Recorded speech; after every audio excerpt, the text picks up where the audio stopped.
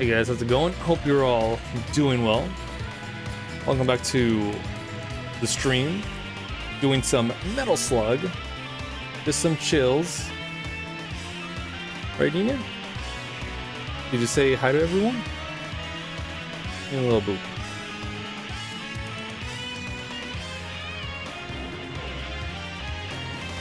Little headbutt. Atta girl. Yeah, so today I wasn't sure what to stream. So I figured something, you know, that doesn't require a lot of thought. Metal Slug is a good game. We got seven games. 6 technically, but X is, you know, we'll go through X as well. As much as we can today. Excuse me. Yeah, so basically just, you know, I don't have to focus as much and just relax, chill. And then Wednesday we'll start Pokemon. Pokemon Pure Red, which is a ROM hack of Pokemon Red. I haven't tested it out. I haven't tried it out. Trap tells me it works pretty good. Plays pretty good. So I'm excited.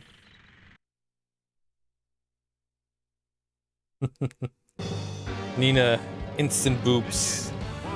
Yeah, Nina likes the extra attention.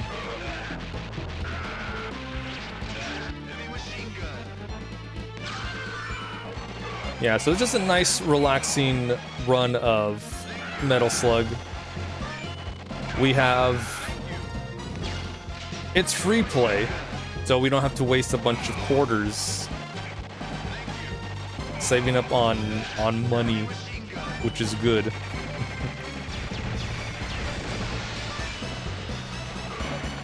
I definitely need the not focusing on stuff because I was pretty sleepy today.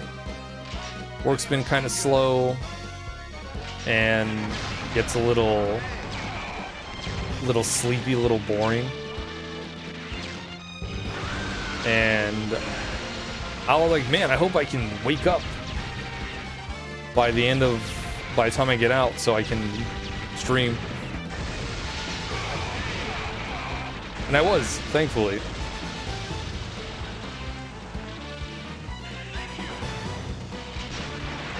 So I work at a law firm for Lemon Law Firm. And all I do is just gather all the documents for the attorneys to use. That's it.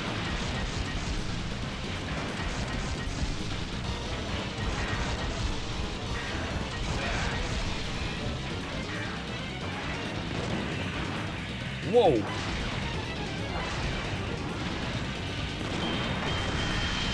Yeah, I don't need the Metal Slug anymore.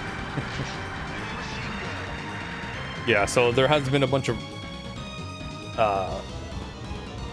time. What is it? Time sensitive work. So that's why it's been slow. So we're just doing a bunch of other stuff.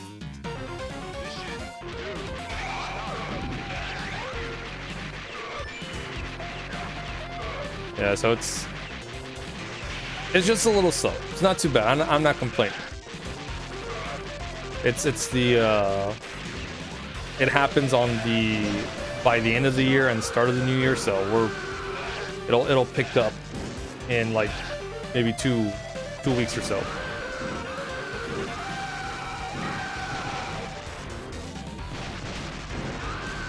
But yeah, I'll be like, oh man, it's so slow. But at the same time, it's like, oh, thank God it's slow, because once it picks up, I'm gonna be busy.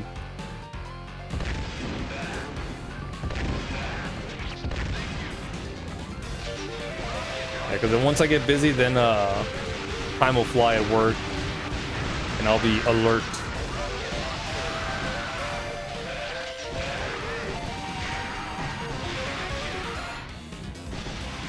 Which is good. I just gotta endure these next couple weeks. Oh, that's Bad idea.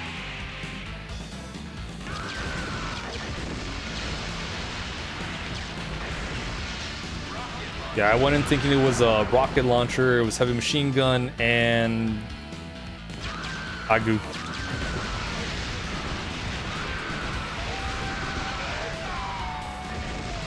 And, oh, I need to get that shotgun.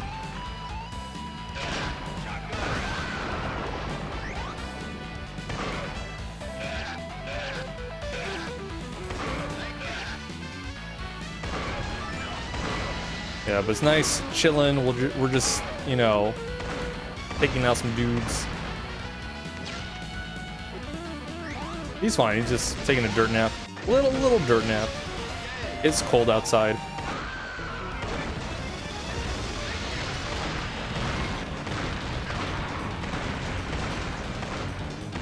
Yeah, speaking of cold, it has been getting colder these last couple days, couple nights.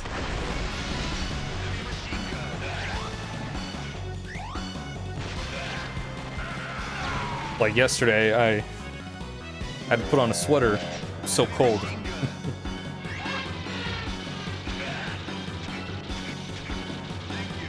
But yeah, we're now enjoying the slow time. Once it's crunch hour, it's crunch hour. The other thing about, you know, holidays are over, so everyone's coming back to school. It means the commute is back to normal, which sucks. Big storm coming through, so no school tomorrow, which means one job is canceled, but also no pay, so woo, day off. Ooh, no pay. Unfortunate. Cold here is like 50. But it gets windy. So it's just a little colder.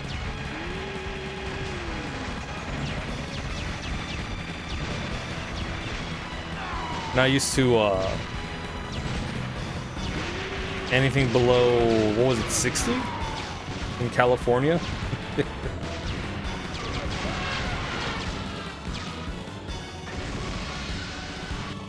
Yeah, so it's like below 60, but windy. So it's like either a cold summer or a hot summer. Those are the only two weathers here in California.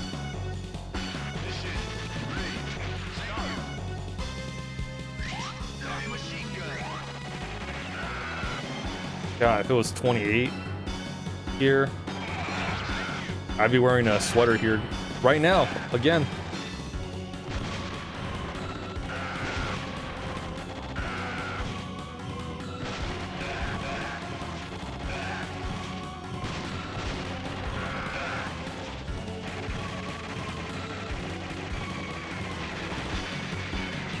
Great growing in California. Oh yes, it is. It is. Over at my work, there's every Thursday there's a farmer's market. So we can see what they got in store.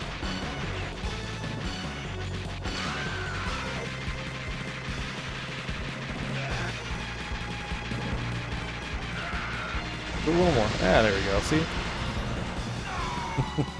And the game ate my input.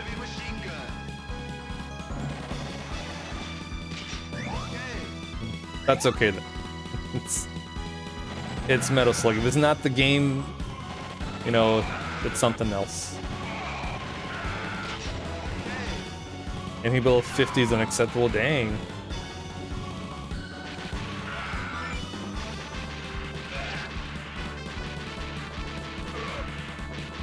That's just a natural 50, not with strong winds.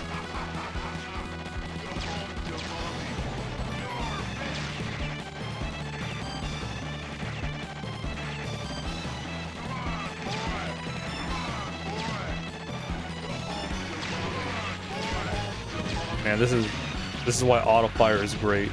I can just hold the button. Hey, we got him without dying. That's rare.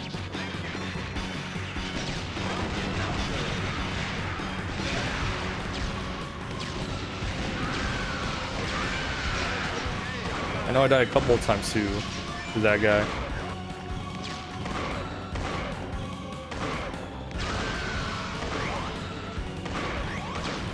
Nope.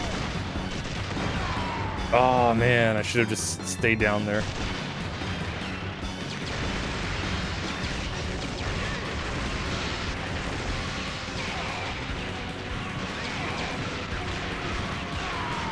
Yeah, because all, like, how did it not kill me when I was ducking? Oops.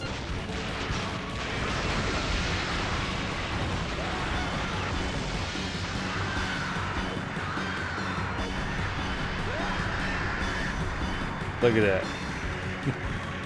I'd say mode 7, but it's not mode 7.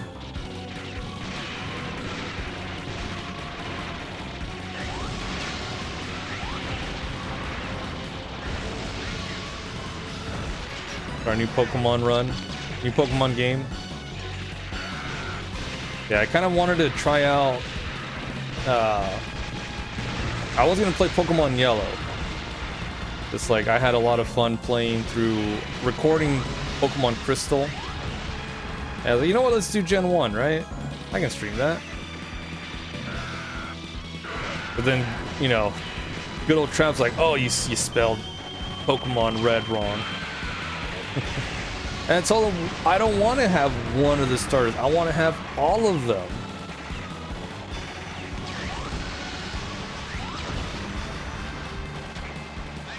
It's like I don't want to pick between Squirtle, Bulbasaur, Charmander. I can get all three in Pokemon Yellow.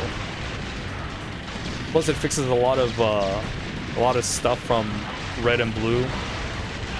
And not only that, the sprites are a little better in Pokemon Yellow. But I was like, alright, I'm willing to compromise. But I saw some Pokemon ROM hacks that made Gen 1 a little better. And I was like, okay, Shin Red or Pure Red. I just glanced through the changes and I figured, oh, Pure Red seems to be the more closest to Pokemon Red without changing a lot of stuff. And any changes that does make, like Pokemon typing, you can change it back in with an NPC. Like, okay, cool, it's all good. Hey Jim, how's it going? How you doing? Welcome.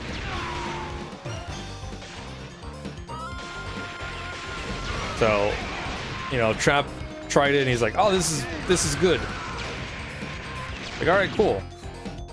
I'll try that out for Wednesday.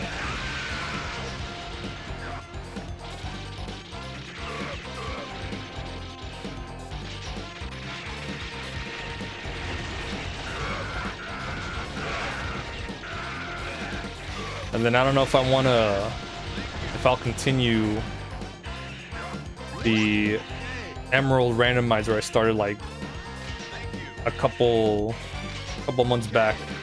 What are you doing? Just hugging the tank.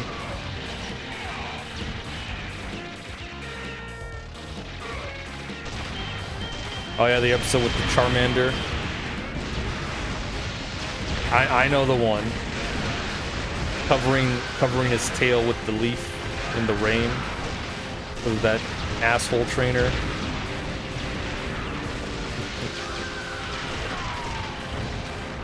I remember watching that episode. Did not deserve any Pokemons. Should go to jail immediately. You know what? Jail's too good for him.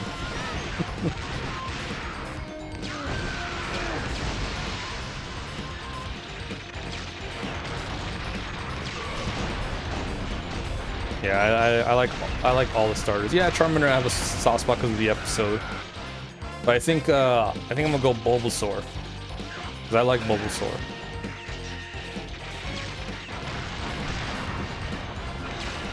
But don't worry, the rival's gonna have Charmander.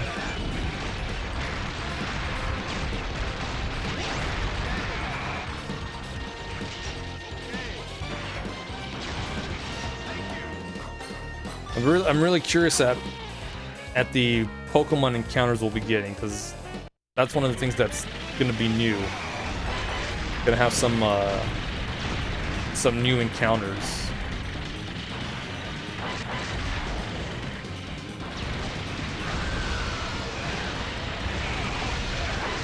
And then the great thing about the ROM hacks is Pokemon that evolve through trading, no worries. They'll either level up, they'll evolve at a certain level, or you can use an item on them. That's what's great about ROM hacks. Like plants and your favorite color is green, but all the OG stars I love. Yeah, that's why I like yellow version. I never played OG like red or blue. Like when I started Pokemon, it was yellow and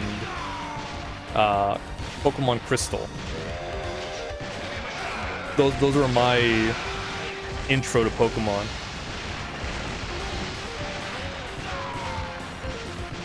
So it was like yellow version, and then like I think either the same year or that next year, Crystal version came out.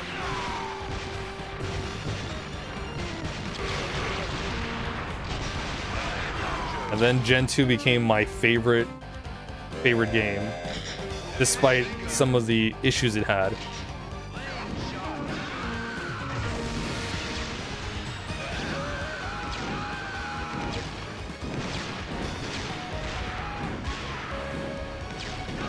Like, can you believe that none of the Johto gym leaders have a freaking Gen 2 Pokemon? With the exception of like Jasmine, Price, and Claire.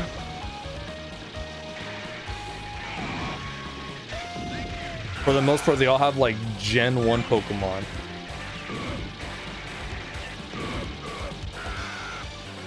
And then like a few of the Gen 2 Pokemon you can't get until after you beat the game. It's like, what? Are you kidding me? I can't use the sick demon looking dog until I get to Kanto?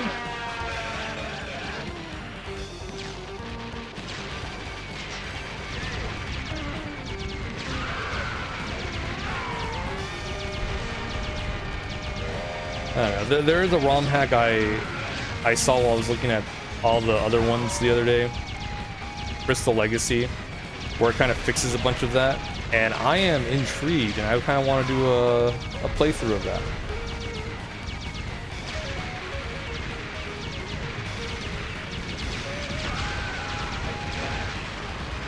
But we'll see. I don't know. I'm kind of in like a Pokemon, what is it? In a Pokemon mood. Like I thought I scratched that itch when I played through the Coliseum games, but it came back. Where was your first one? You had the gray Game Boy. Oh man. I got the Pikachu Game Boy, and then like this yellow and blue one that had the baby Pokemon from Gen 2.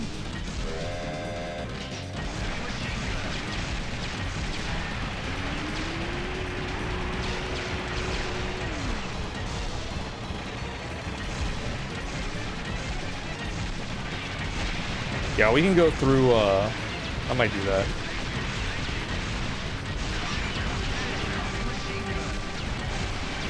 Like, recording through the original Pokemon Crystal, I had so much fun. And then I can trade Pokemon, so I was like, finally, I can have an Alakazam. I'm bringing it to the Elite Four.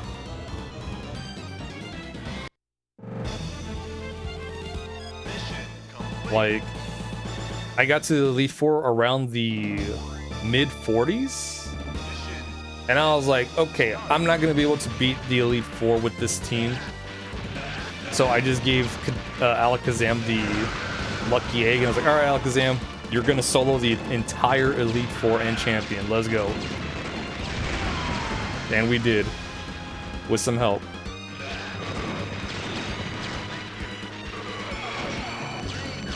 I think I got to like level 52 with Alakazam.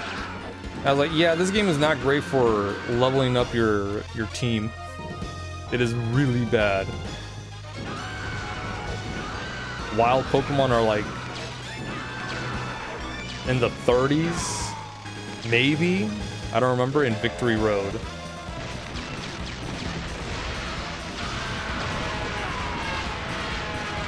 Yeah, Hard Gold. I love Hard Gold. I was so happy when they remade the Gen 2. But they still didn't fix the freaking the scaling.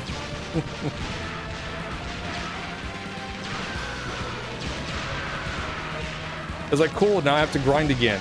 But in, you know, in a 3D world,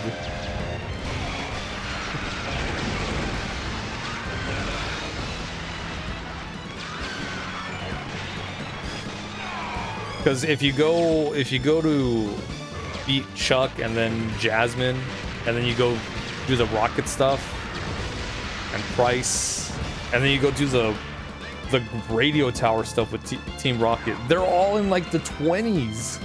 It's like, why are they so low?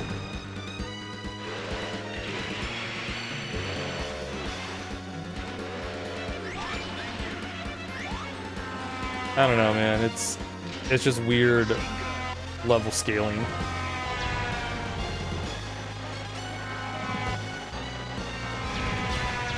Jasmine's highest Pokemon is a level 35 Steelix. Price's highest is like maybe like a level lower than that. And then all of Team Rocket before you go fight Claire is in like the 20s. And then Claire's like in the level like mid 40s, mid to late 40s.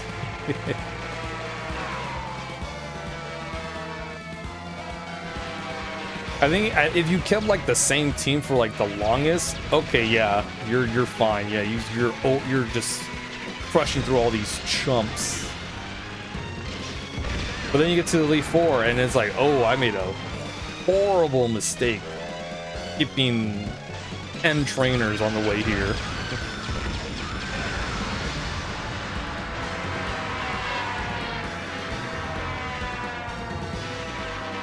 But it's fine, because if you go through the Elite Four and you lose, it's okay, because you still keep all the experience.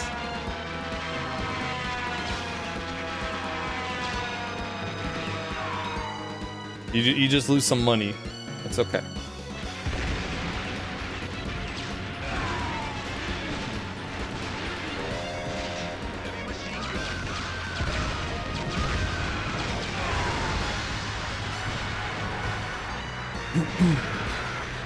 Moon was a good game.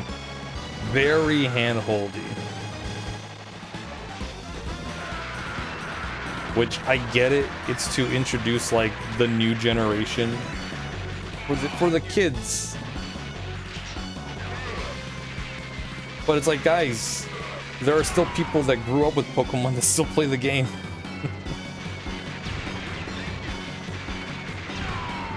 You can make it a little harder, just a little bit.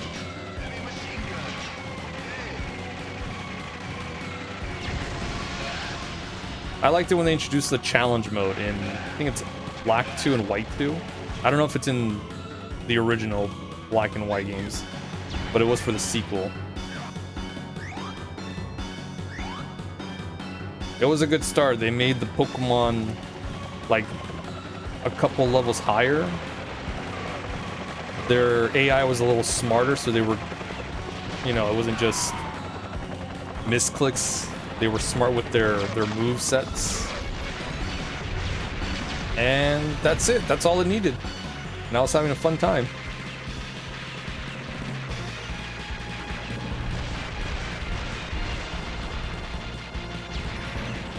But, you know, then I think they listened because I think Ultra Sun and Ultra Moon were a little bit harder. Which is good, but I couldn't get into Ultra Sun and Ultra Moon because I had just finished Moon. And it's like, oh, I don't want to play the same game like a year after I beat this game. Now it's like 3 or 4 years since Ultra Sun and Ultra Moon came out. I think I can go back to it now.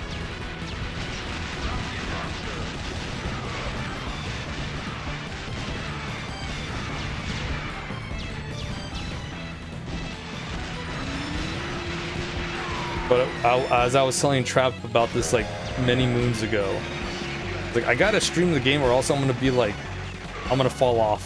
I'm gonna stop playing it.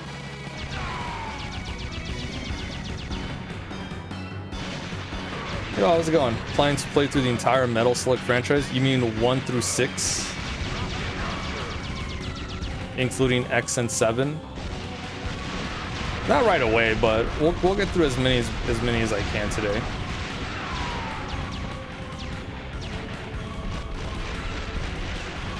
Oh, there's also Advance.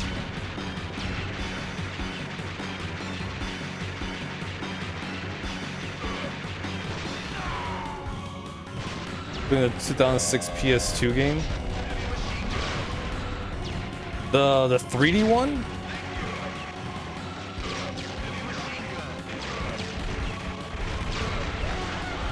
Probably not.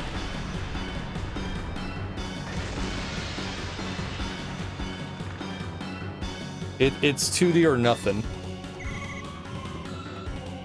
I don't know, we'll see. I haven't played that one, so I don't know if it's good or not. All I know is that it's different.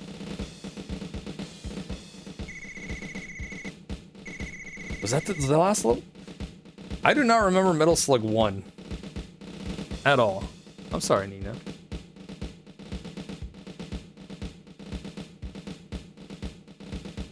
Yeah, it's different. It's in 3D. It's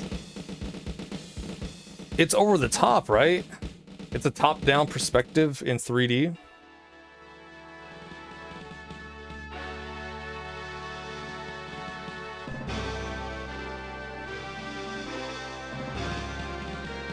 Played until 3rd gen and didn't have time for games, so you need to play them in order. Yeah. I'd say if you're gonna start and you don't want to do like Gen 1 or Gen 2, you can do Gen 3 with Fire Red, Leaf Green, Emerald, Sapphire, Ruby. What are you talking down to? I've never played it, so I'm sorry if it sounds like I'm talking down to it, but all I know is that it's in 3D and it plays differently. That's it.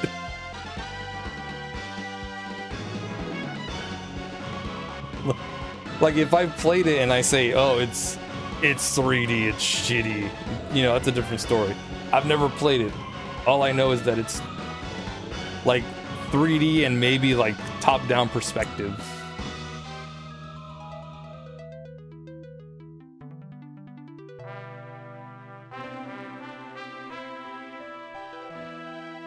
So if it sounds like I'm shitting on it, because I am, I'm not. I've never played it, I wouldn't know. I'm sorry. Sorry you took offense to it. But it's true, it's bad. Because it's different. And different's bad. That's what the internet says. So, you know.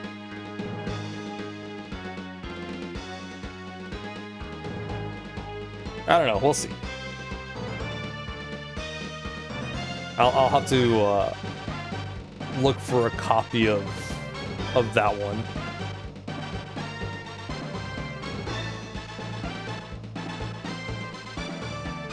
Wherever I can find one. Yeah, if it's on the internet, it must be true.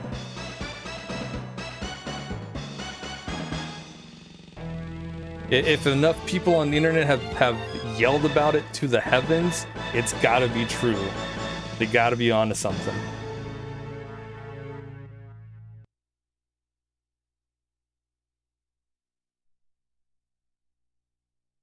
It's like Mega Man 2. Mega Man 2 is the best Mega Man game in the world, right? It's gotta be true. Everyone says it is, even though, you know, there's better Mega Man games, but, you know, obviously not because the internet says it's only 2. That's the best. There's no need for any other Mega Man game.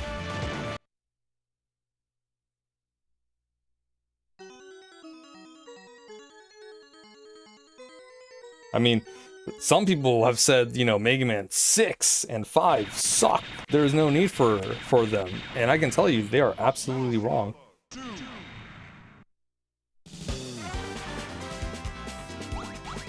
I'm playing Fio because Fio's my favorite. Fio, best girl in Metal Slug.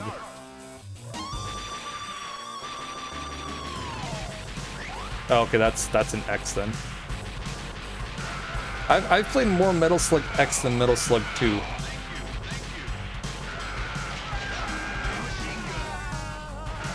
Mostly because I played Metal Slug X on the PlayStation, and I really wanted to impress the military chick in the combat school.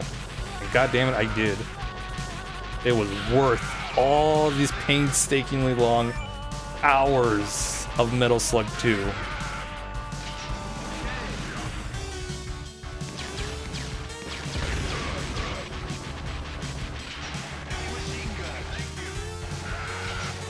I don't know how High School Me did it.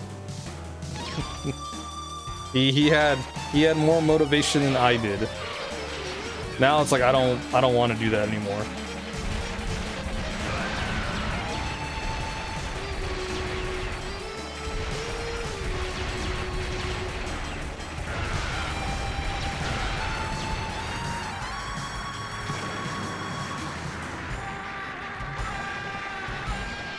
It's weird how what motivates you to be good.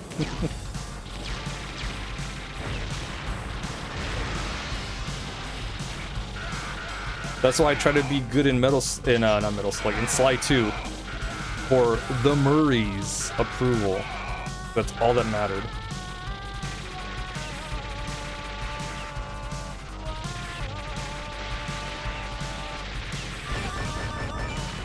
Nice. Still got it.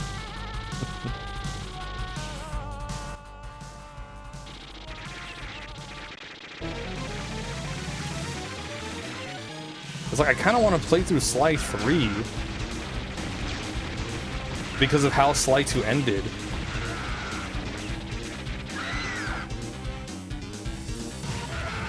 Like I need to know what happened to the Murray and Bentley. They were both like pretty roughed up, and that's like putting it lightly.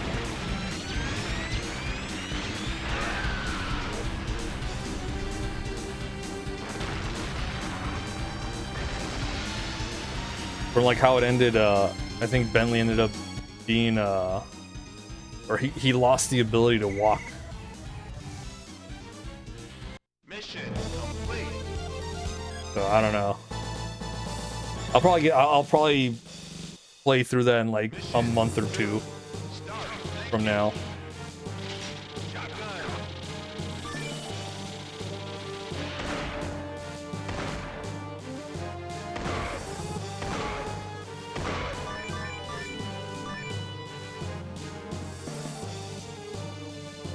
That yes. Okay, cool. That's still the same.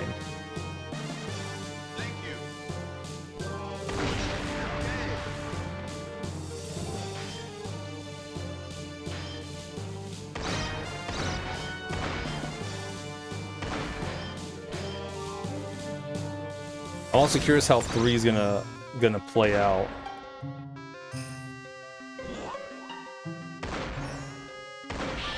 Because 1 finished off with Clockwork. 2 was basically, you know, Clockwork Part 2, but with Neela. What did she call herself? Clockla? I guess. I don't think she was really great at naming herself.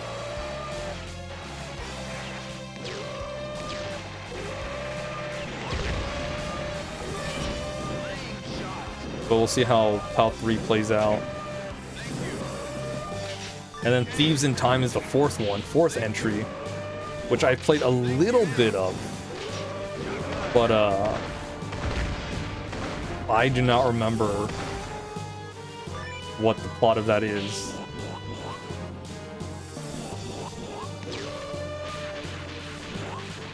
Now we're in Taserface, yeah, or what was it? Grizzleface? Or the bear?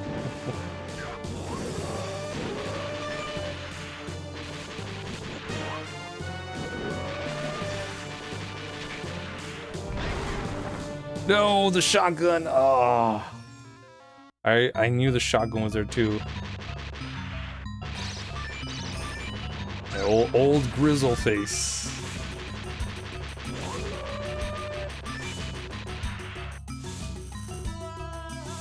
Oh.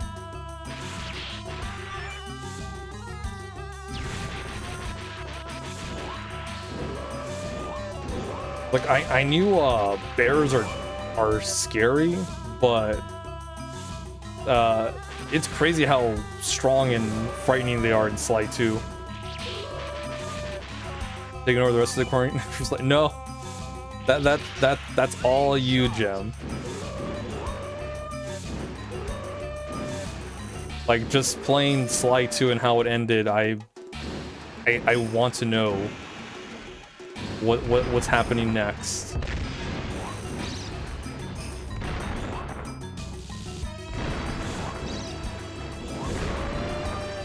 But again, you know, maybe like a month or two, maybe longer. Certainly not you know, Christmas time again, like it did for Sly 2. It was about a year, right? I think a year, because I played Sly 1 and then started Sly 2.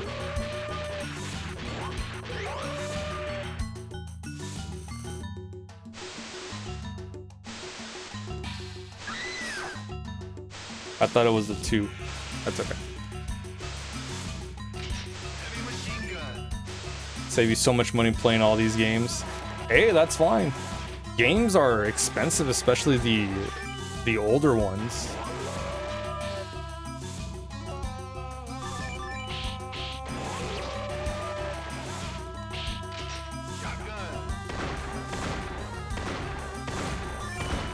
I think after Pokemon, I'll get back to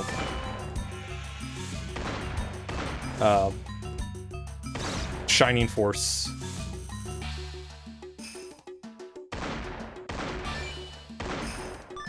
Or I should get back to the Yakuza games.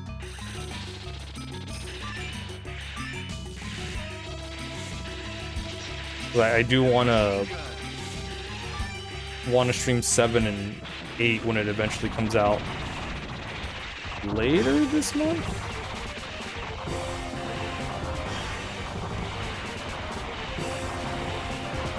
That's also the problem. There's all these games I want to play, but not enough time to do that.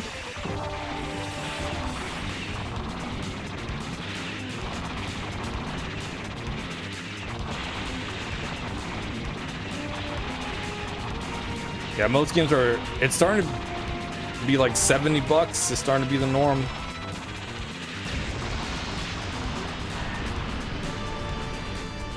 Yep, unfinished. Oh, we gotta patch things up. Day 1 patch.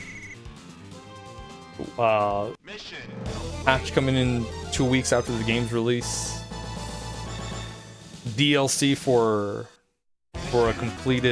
to complete the game's story and everything.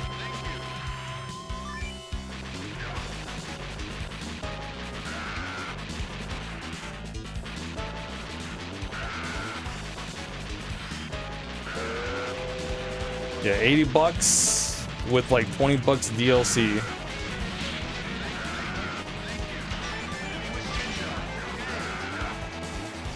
Oh, did you pre-order the deluxe edition? Cool. The DLC will come in like 6 months, give or take. And then when it comes out, it's like $10 for the DLC.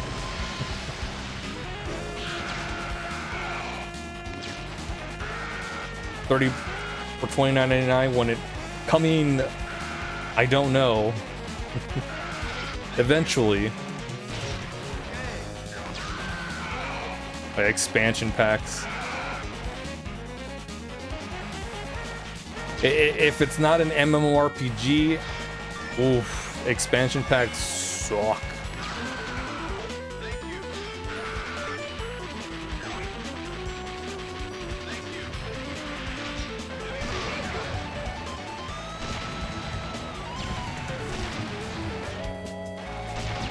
Yeah, I was really excited to get back into Final Fantasy 14, and then I put like a good 2 hours. I'm like, I don't think I can do this every day.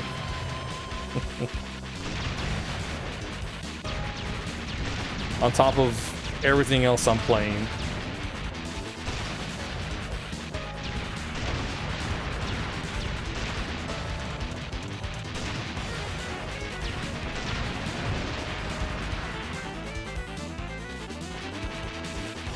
But for everyone else that's playing it, have a lot more fun, extra fun for me. I'll live vicariously through all of you.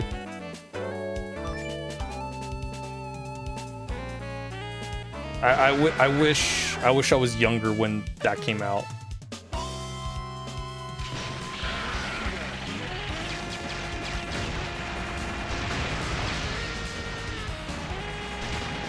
Yeah. Again, yeah, for anything that isn't an MMORPG, expansion packs is a fancy word for DLC.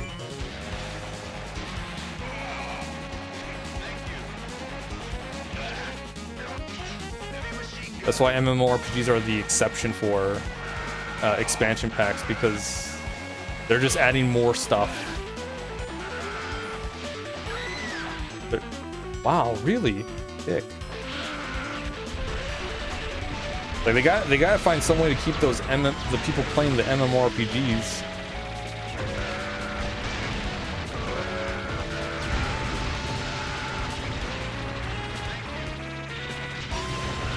So they get the freebie.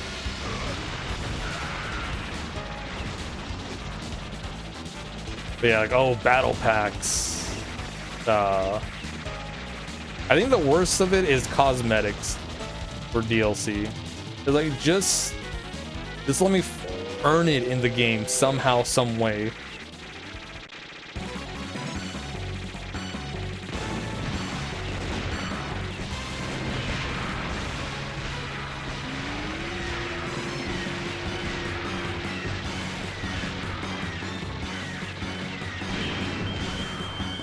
But nope. You gotta pull out the wallet for that.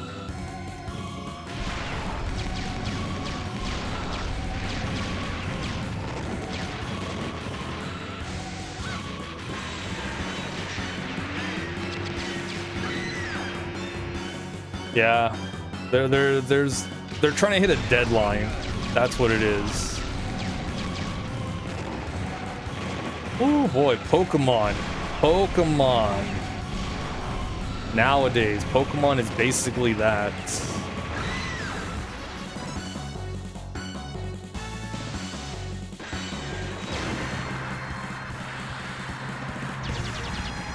Like here's a remake of Diamond and Pearl. There you go. Bare minimum work. There you go. Take it. Mission complete. And it's not even the platinum stuff. It's literally Diamond and Pearl, which sucks. Mission 4. Start. It's like, guys, why do you think you guys made a platinum version?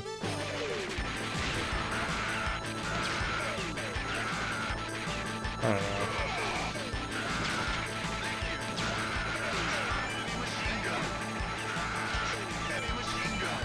Legends Arceus was good. I liked it.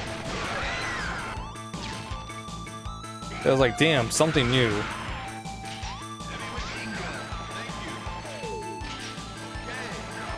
Like, yeah, open world, but No, it was new.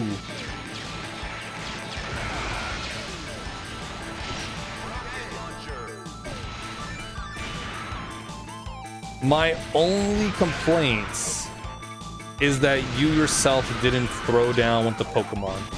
That's it. I get it. Pokemon are dangerous back in ye old times, but you know, I wanted to throw down with at least one Pokemon. Fisticuffs. Oh, look, a wild Ursaring. Let's punch him.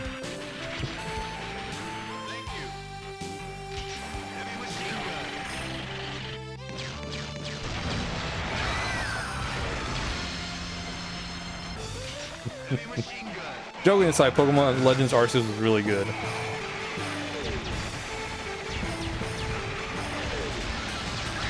Yeah, I got this shiny new console which can sort of handle its own games.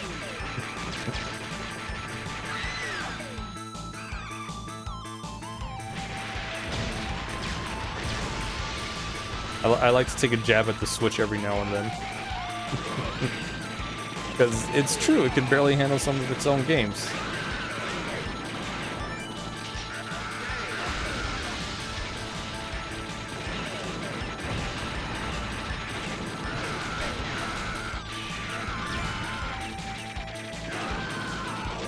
Don't worry guys, the Switch Pro's coming. Based on those leaks.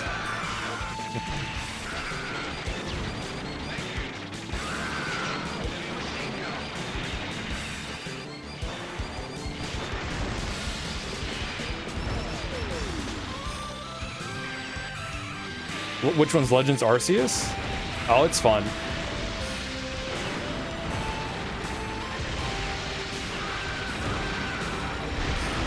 But like, fuck, man, there's so many open world games that came out around that time.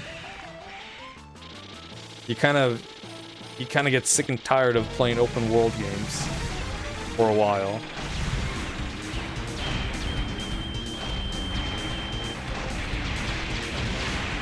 Especially if the open world is kinda empty.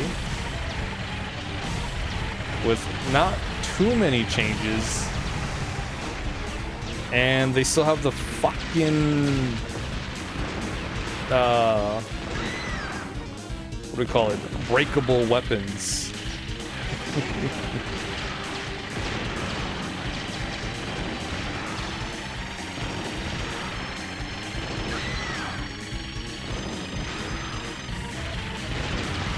Yeah, Arceus. Pokemon Legends God.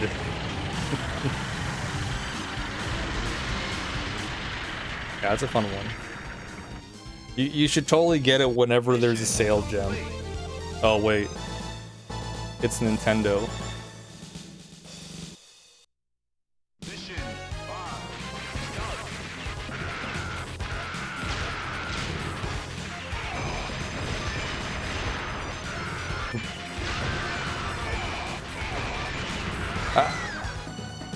Yeah, my problem, Breath of the Wild was okay because it was the first, you know, the first thing, and then they just kept it like, oh, okay, open world, but still Zelda characters. What about the story? What story? Oh yeah, we got Ganondorf. That's all you need, right? Yeah. Don't worry, Gem. I will die on that hill with you.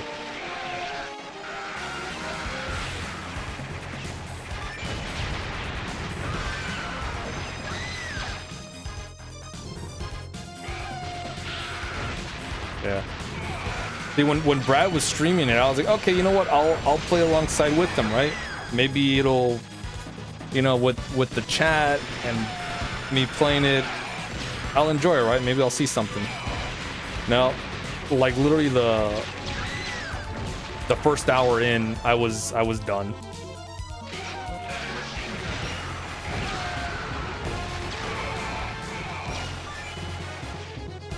I can't do this. I'm sorry. I tried. 'Cause I went back to it. And then I was like, nah.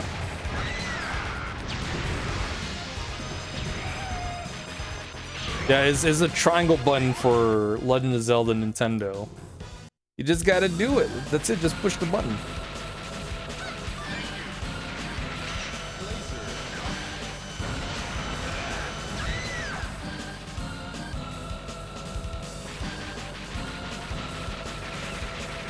Like, I do like seeing all the cool stuff people can make, but it's like, where were you guys when this happened with Banjo-Kazooie?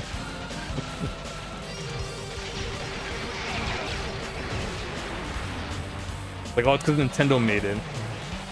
Fuck all of you guys.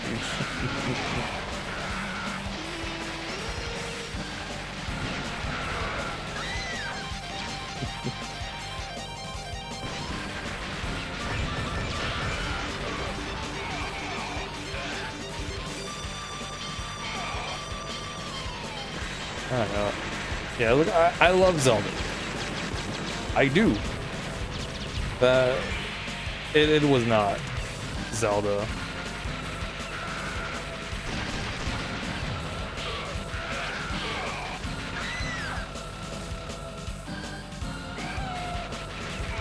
Yeah, like I said, I'll give Breath of the Wild a pass because it was the first one. But that's about it.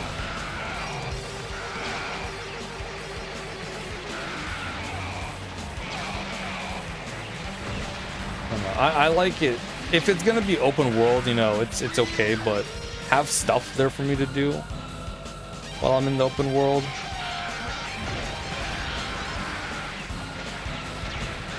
They haven't met the main character triangle button. Oh, well, you got this cool little arm that can do all this stuff. Yeah, but but why though? What else can I do with it? And then there's so much shit to go through in your menus for the items. Like seeing Bride play, I'm like, holy shit, how are you supposed to like keep track of everything that's happening?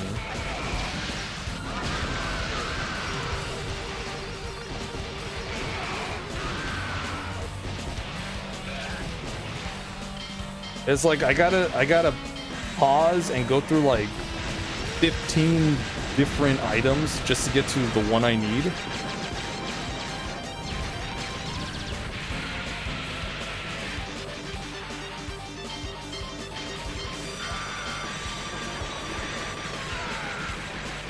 I don't know, it's crazy.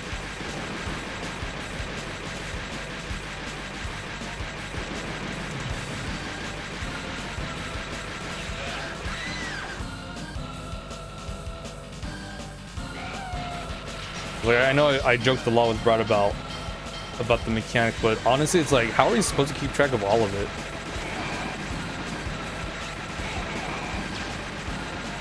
Yeah, shrine hunting, Korok seed hunting, which now it's 1,000 instead of 900, which you don't have to do. But it's like, I might as well pick it up while I'm here, and that's all of a sudden like 2 hours in, you've just been doing nothing but Korok seeds and shrine hunting.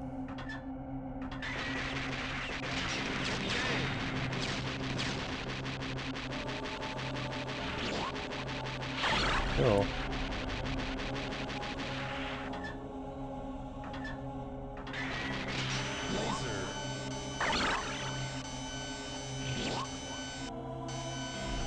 Yeah. That's mostly what I want in a Zelda game. Story.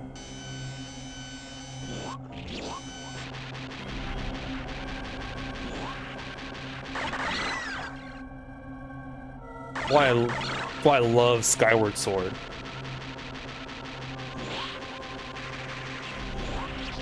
That's one of my favorite in terms of the story.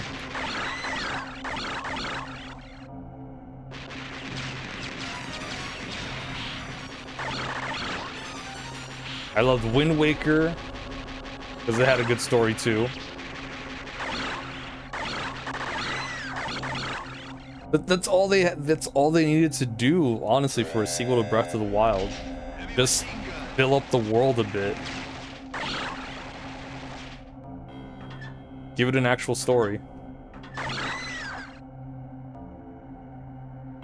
Like Wind Waker, what did they do for the HD remake? Or HD remaster? They made it so it's less less difficult to do things, and you can sail faster. And gyro controls.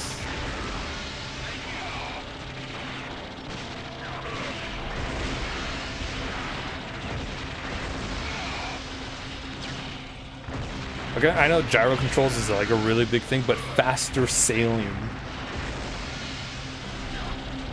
That already was my favorite thing. One of my favorite changes.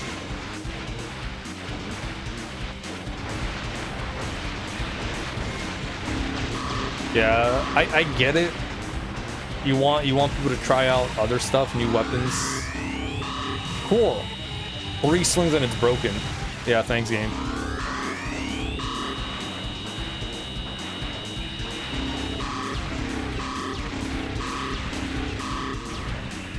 There are games that have weapon durability, but it makes sense for those games. It works.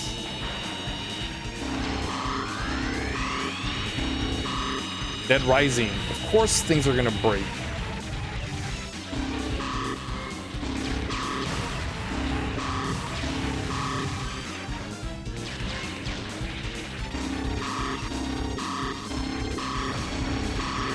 You think a zombie can... You think a bat will be durable enough to go up against a bunch of zombies? Probably, if you make it that way. And if you don't make them breakable, that's fine. Because Dead Rising literally has a bunch of stuff you could pick up at any given time.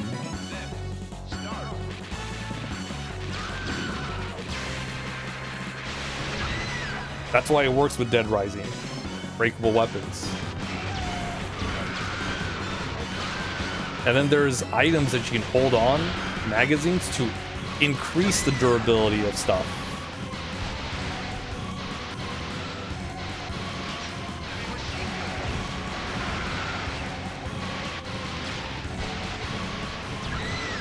Twilight Princess, they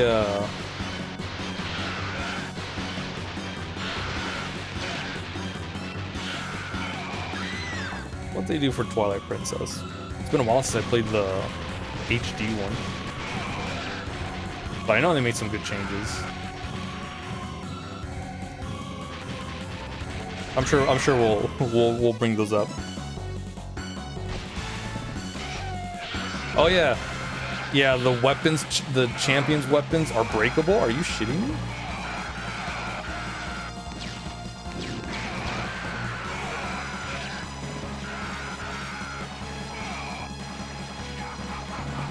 He's back!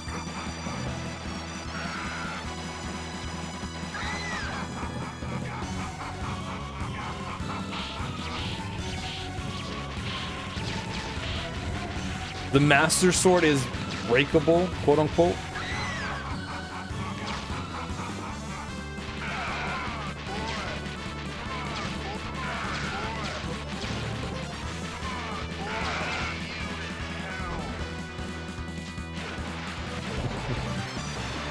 I love the orca popping up. Yeah, sticks, you know, that makes sense. But the champion's weapons?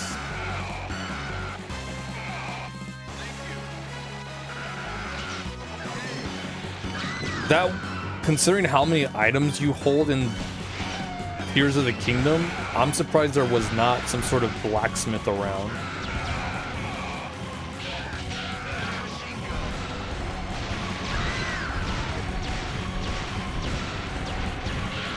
There is an Octorok you can go throw your weapon and it'll be nice and shiny, but that's time consuming. but it's only one weapon. I think every now and then.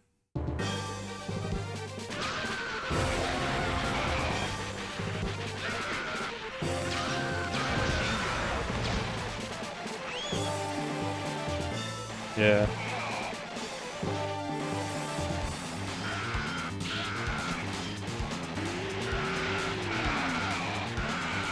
I don't know, man. Tears of the Kingdom, I just felt like they squandered potential.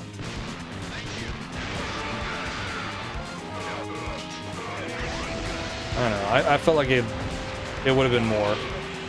Like, I'm glad I didn't set myself up for disappointment. Because, like, oh yeah, all this stuff, you know, would be cool, but I know damn well they're not going to do any of that.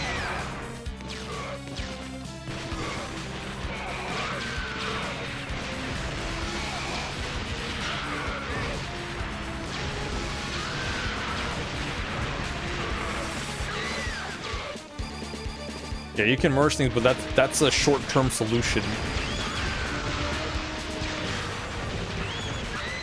I was like, cool, I've merged this thing. Oh shit, I don't want to use this thing because it's really good.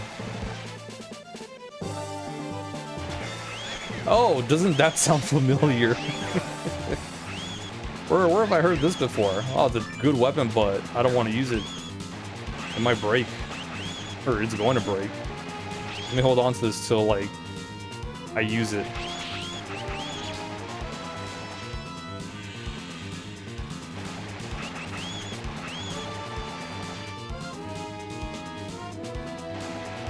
I don't know. I think Tears of the Kingdom I can sum up as quantity over quality. They have so much shit that there's so much, it's overwhelming.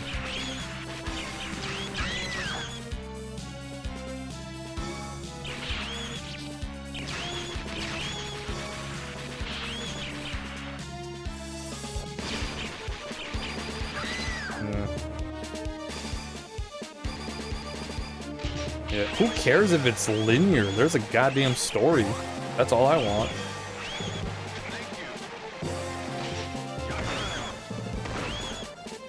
But you're using the same thing you find. Yeah, no shit.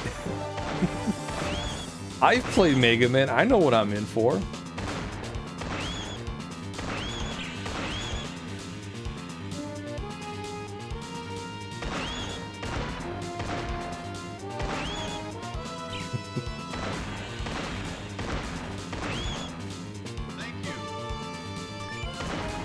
That's why I like Mega Man. It's the same thing, but there's some changes. It's like, oh cool, they added this, or they changed some of this. Small changes.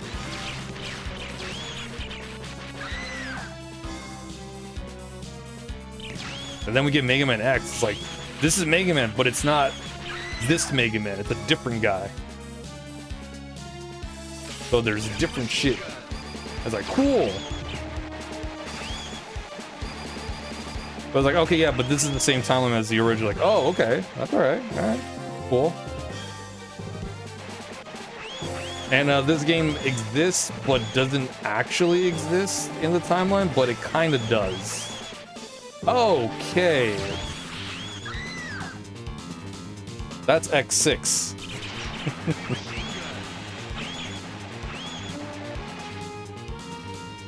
And it's also hard. Okay. And then X7, it's 3D, and they character assassinate X. And he's not playable until like halfway into the game. Not even halfway. You have to meet certain criteria for the titular character, Mega Man X, to be playable in his own goddamn game. It's like, that's like having the Legend of Zelda game and having Link not be playable until like maybe halfway or 3/4 into the game. And it's for a stupid reason.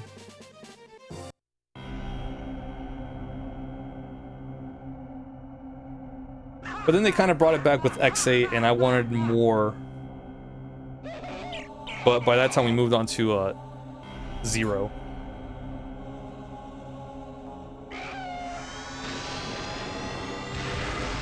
And then we moved on to ZX, and then we kind of stopped. And now I'm sad. Now I'm sad thinking about the future Mega Man. And then we got Mega Man 11, and I was happy again. And, you know, nothing. And I'm sad again.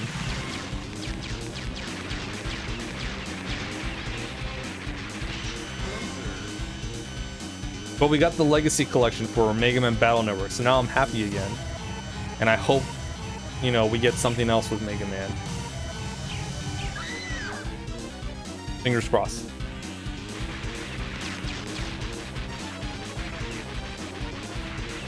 Yeah, that's the thing. I get it. Progress, you know, you gotta move on, but dude, you gotta ease people in.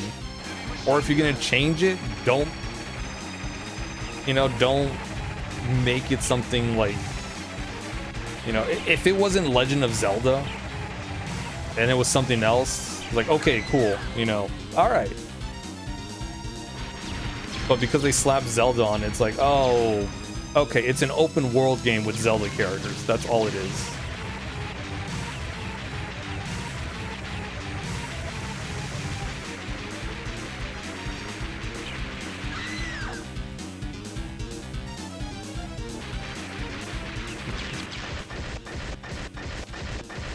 I don't know.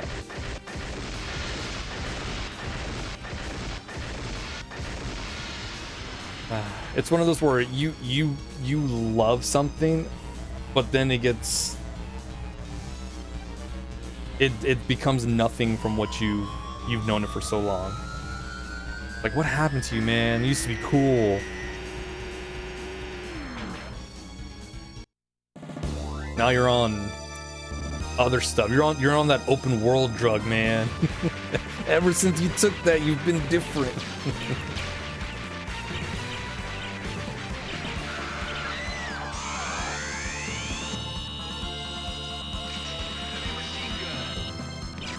One of the things I did like that they did with Zelda was made it into a Dynasty Warriors-like game.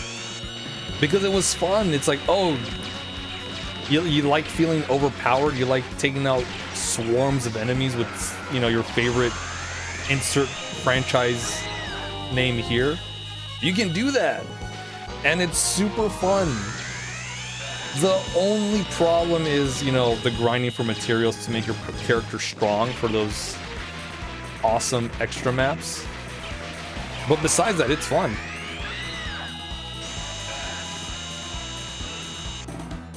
Hyrule Warriors was so fun. I love that game.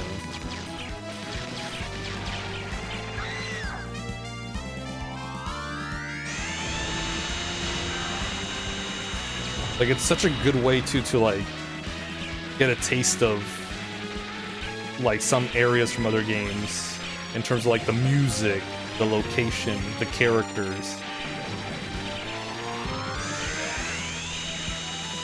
And we got freaking long flowing hair L'Oreal shampoo user Ganondorf because he's worth it.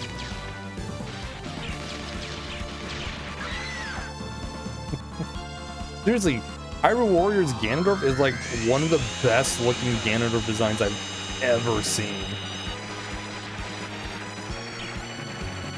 Hyrule Warriors was a very good game for like, in general, for like, hey, you like some of these boss fights like the Dongo or Goma, check out how they look like, you know, in a game like this. You want Zelda to like kick ass and take names? You can use Zelda. And she plays very, very well.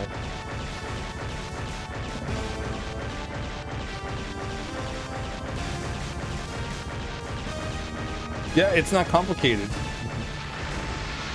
It's like, hey, things are going wrong in the world. Go fix it. Okay. Oh, we got some worlds from other times popping in. You know, we got to find out what's the cause. Okay. Mission complete. That's it. You just got to fix it. It's very fan servicey in the good way.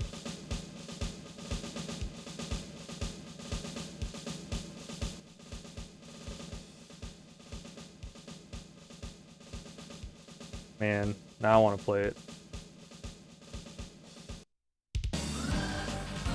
Yeah, Skyward Sword from Zelda and Impa's point of view, it doesn't even have to be a full game. It could be like a little side story that they could have thrown in Skyward Sword HD.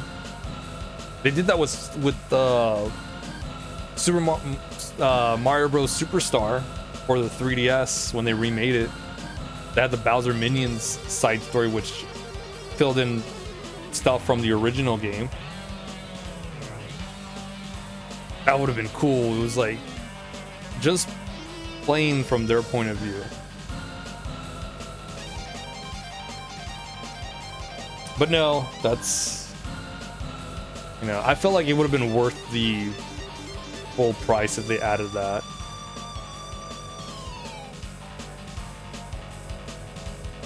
I don't know.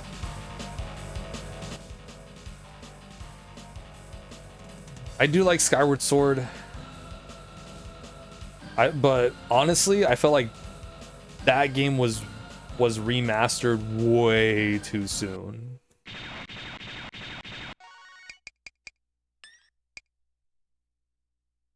Yes.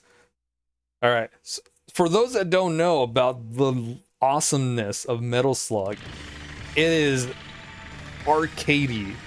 You see these in the arcades. You play them with quarters, you know, add quarters for lives, continues. They drain your funds because it's balls to the walls hard. Luckily, some nice people thought, what if we made this a home console so people can play it at home and not spend a lot of their cash? Because people still do go to the arcades. So we got the Anthology. And it is awesome. I have it on PS2, PS4/5, because they have the PS2 version on digitally, and on PSP, which is awesome because you can make a save from anywhere at any time because it's handheld.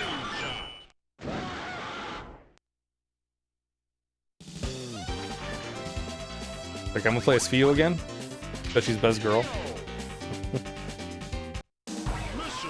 Girahim was such a wonderful character. He is sassy and unhinged all at almost the exact same time. And creepy.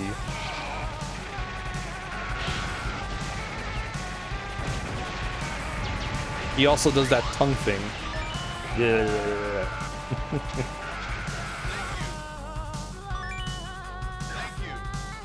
Yeah, when I first encountered him, I was like, oh, he's weird. And when he did the tongue thing, I was like, oh, I am gonna love this character.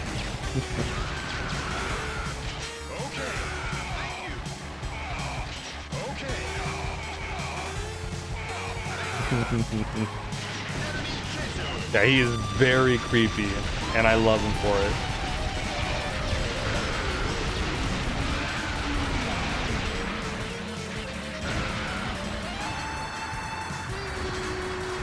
I love when he throws his little temper tantrums.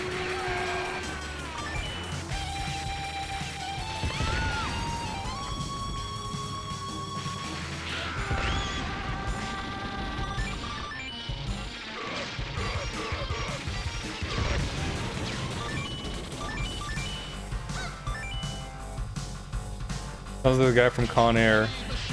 No, not Nicolas Cage's character. One of the other guys.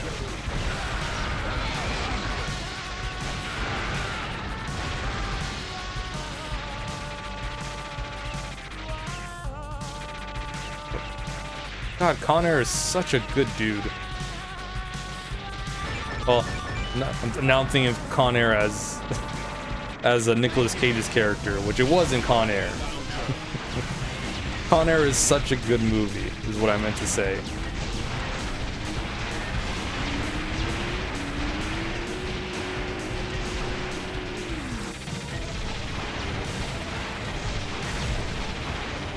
Yeah, Skyward Sword unfortunately has the whole, you know, hey, we're Nintendo, we like to make games with whatever gimmick we have at the moment, which in this case was motion controls. Some games were good with the gimmick, some games were not, and some games could have been done better or not at all.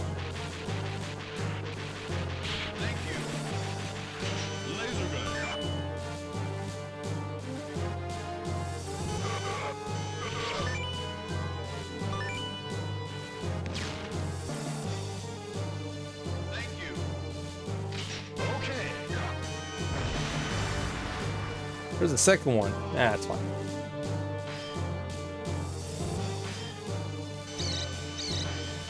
It's cool that they had added controller support for the HD remaster, but it's like, it's still a little... it's not the best.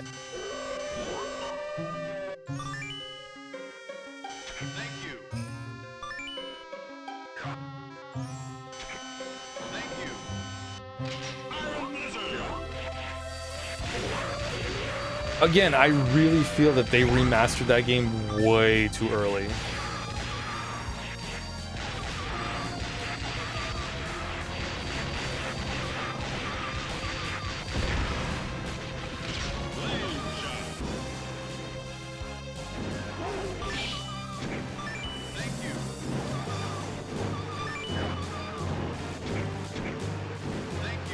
I feel it would have been better if they just build it from the ground up and just made it straight up no motion controls.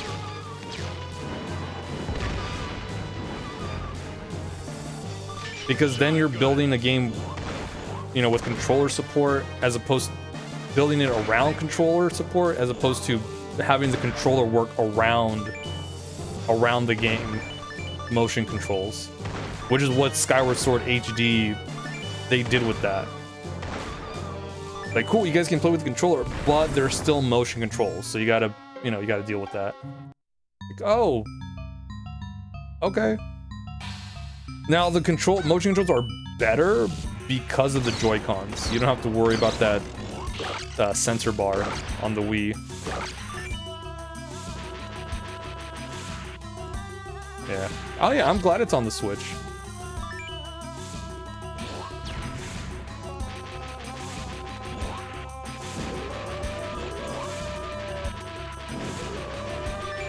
And the thing is, they totally could have done it without motion controls.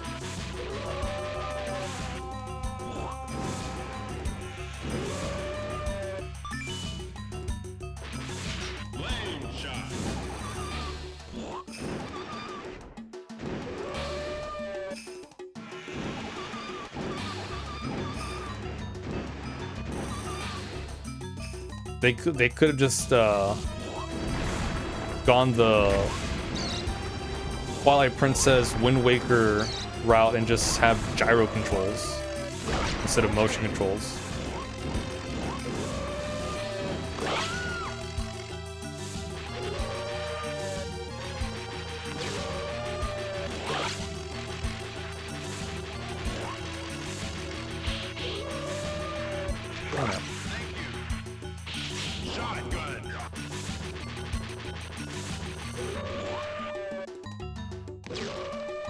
Ah, man, if I had a time machine, I would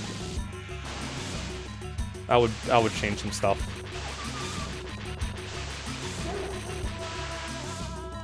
Everyone thinks, hey, how about we make it no motion controls and gyro instead?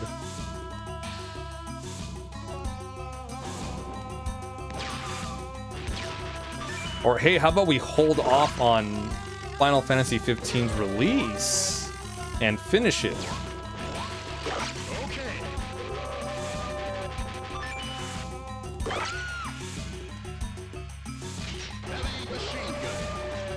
Hey, how about we make, you know, breakable weapons not a thing in the sequel?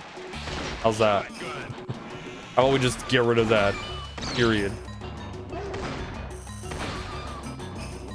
Yeah, I hated him. Such an asshole. And like super duper obsessed with Fi. Or Fi. However you pronounce it. I switch between both pronunciations, so I don't really care.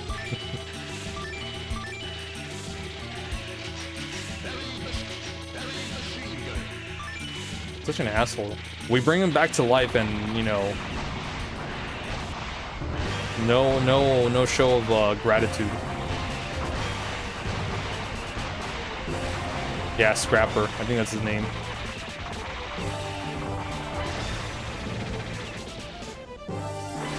There we go. We don't want to get nuked.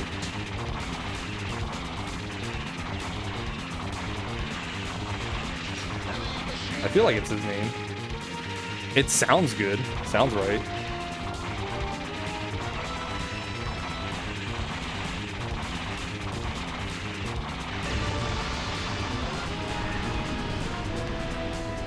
Probably look that up.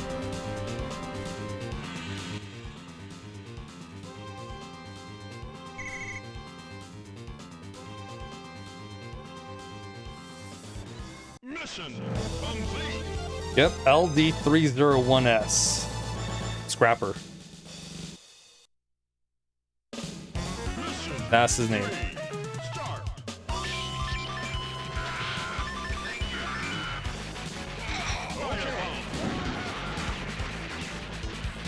Worst character in the game. And Tingle exists. Perhaps I've been too harsh to Tingle. The Scrapper exists.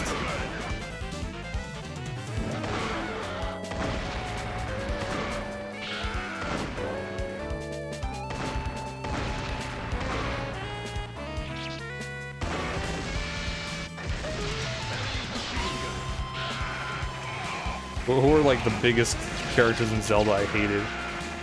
Mido was one. I think Mido was the first one.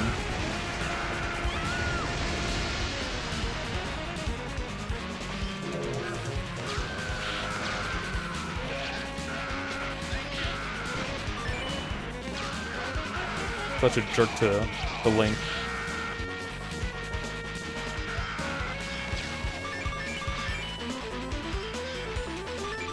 Majora's Mask. Who was it from Majora's Mask besides, you know, the obvious Skull Kid?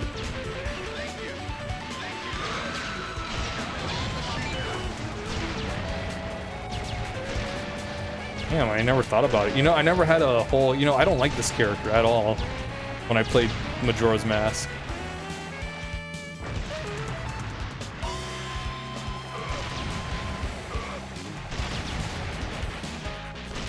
Although bosses are a different story. Yorg was such a... I never liked that boss fight in the original Majora's Mask. And then Twin Mold I hated in the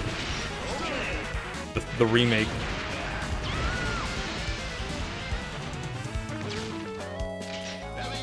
Just because if you don't take out the heads quickly, the health resets. That's all.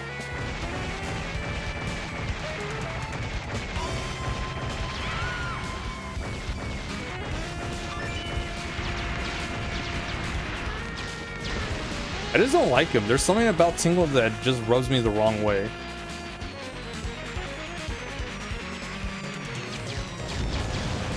I think it might also come from the fact that he steals your rupees in Four Swords Adventures. And I hated that. Those are my rupees. I've earned them.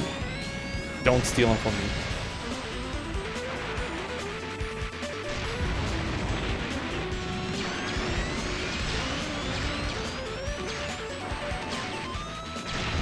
I like Beetle because he's just trying to, you know, have a business.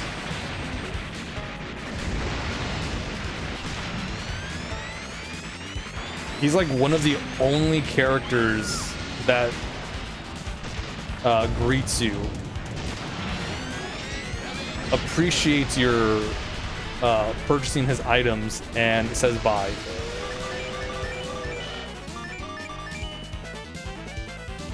What do you call that? Oh yeah, being polite. that's why I like Beetle. He's polite.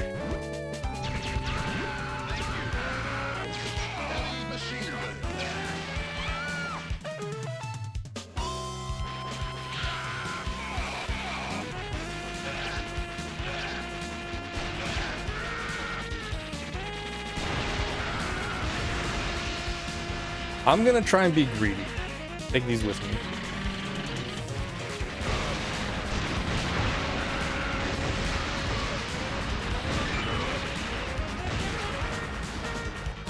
Play throws you for not buying something. Yes, as he should, because you just made him waste all of that time and energy only for you not to buy anything. I would be mad too. Like, what? You're not gonna buy anything? I've suffered this much and you buy nothing? Goodbye, sir. Totally would do that again.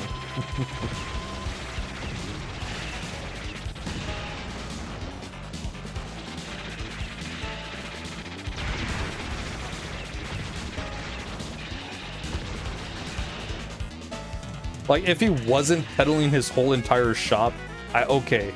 Yeah, you can tell him. You can tell him off. I would if I weren't like 15 rupees short. It's not his fault you're broke.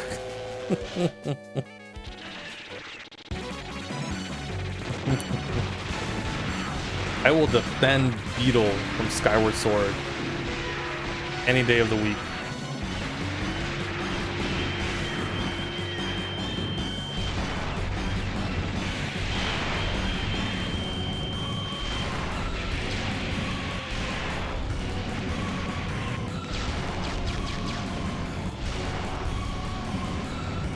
If I didn't work in a place of business like Chipotle, that would totally be on your guys' side.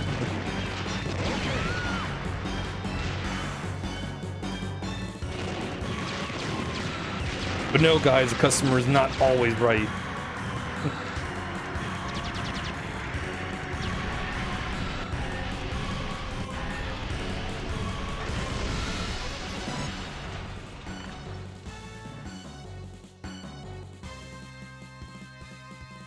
Mission complete. I mean, I guess what you could do is take a nap. He'll take you to his island. Go back inside and then just leave and nothing happens.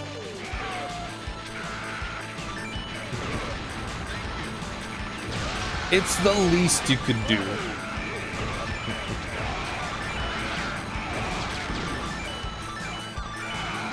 It's very unexpected the first time that happens.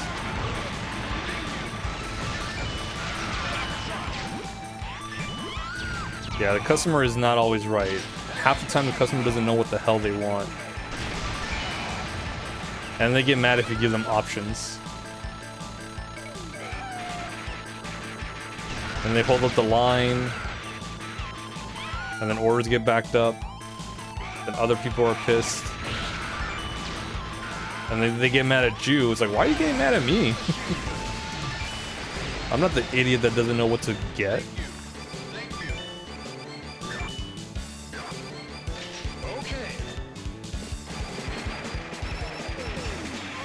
Yeah, like, oh, I'm sorry. Do you work here, customer? Oh, you must know a lot more than me, the guy that works here. Clearly, I'm wrong.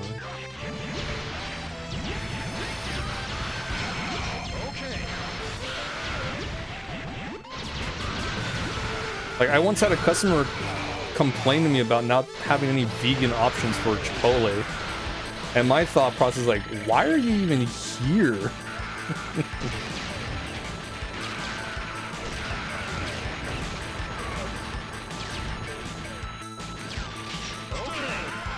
Like, I straight up told her, why are you even here?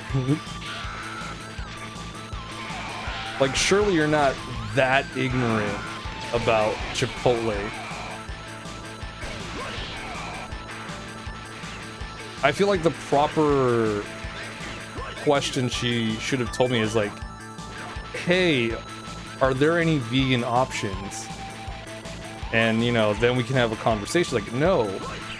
But if you want, you can take it up with corporate and see if they can, you know, maybe add a menu for, you know, vegan options, right? Wouldn't that have been a better conversation than just, hey, why don't you have this? It's like, I don't know, I just work here.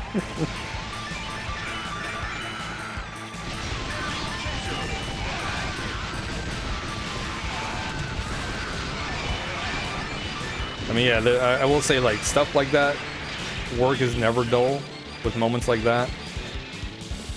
But then it just gets exhausting. There you go. Almost forgot my my tenses. Yeah, like, oh, I'm sorry. Do you know the law? But yeah, why did you guys raise the price? I would never raise the price. It's already pricey enough. It's so hard not to be sassy with the customers.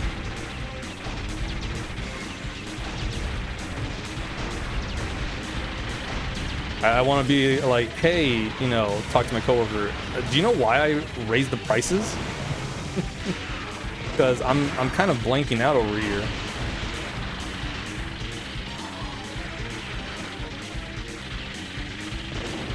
But I can't for, you know, reasons. I get fired.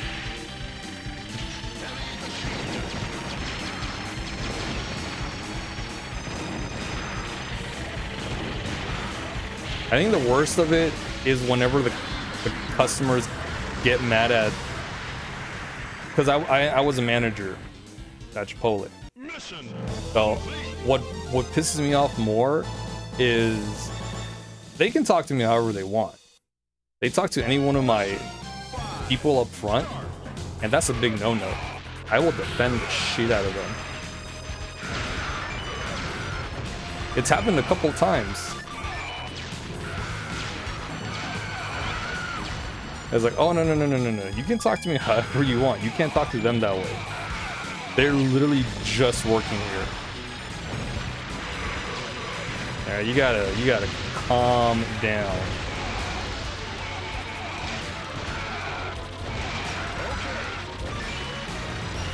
I think I've kicked at least 2 customers out.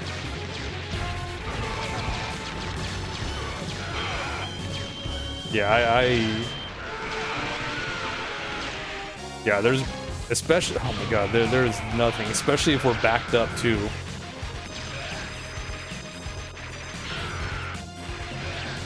And like all my people up front are trying to do is make the order right,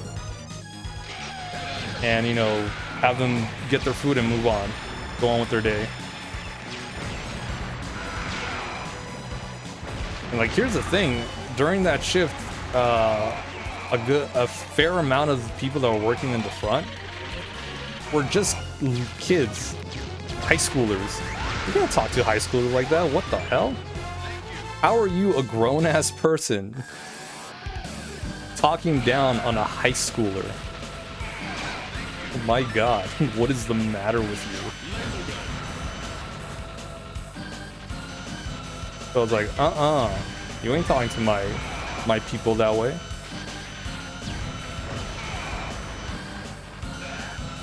I think it was around that time I stopped caring about the customers, and it's like, we're gonna do our shit, and I'm not gonna tolerate any of their bullshit to my workers.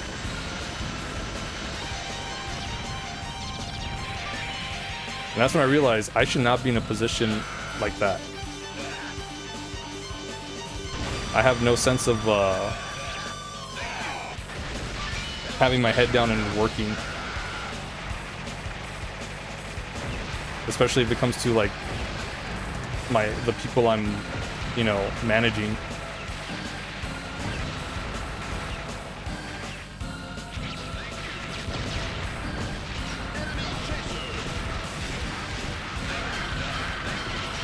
But my coworkers liked it because they knew I have their back no matter what. If they are, you know, if they are in the right.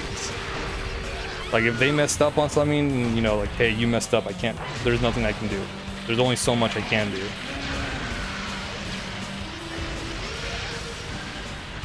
I mean, like, I'll defend you, you know, if you are not in the wrong. But if you are in the wrong, I'm sorry, I'm not I'm not gonna do that. You gotta mess up, you gotta fess up, take responsibility.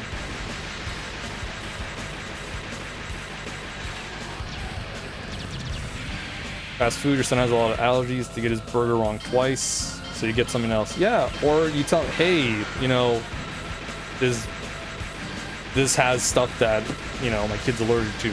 Is there anything, you know, can we fix this? I mean, if they're a good manager, and they should be, they'll be like, yeah, we can fix this, because you're talking to them nicely. And if they're like, no, oof, you let them have it.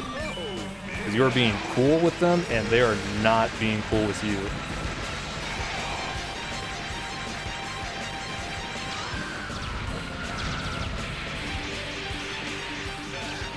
Because in stuff like businesses, like restaurants and everything, it's the respect goes both ways. If you're cool with the waiter's cool with you, or the cashier, or whoever. If you're not, you know, then that's when things go down. If you're cool and the other person is not, that person's in the wrong.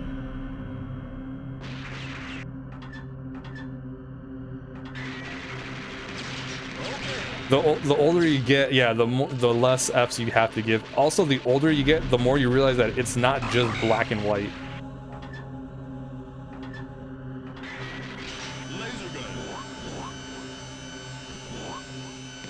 A lot of things are situational.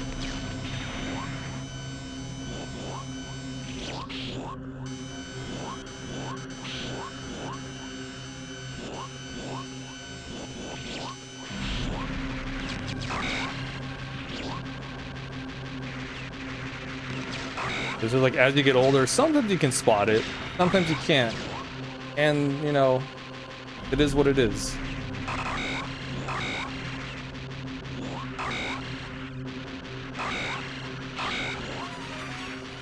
Like I've always been cool with like anyone that works in the service industry, because like, oh man, you know, I've seen them get like berated by customers, and like, damn, that sucks. And then like now that I've worked in the service industry, I'm like, oh fuck, dude, it is like, I understand you guys a lot more. Like I get it. You are assholes. But then working there, you're like, you know what? It's not just the customers. It's also like the workers. It's very, yeah, it's gray. It's very gray.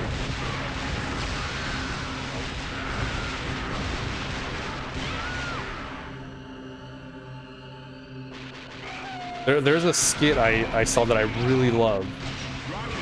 And I'm gonna, when I find it, I'll post it.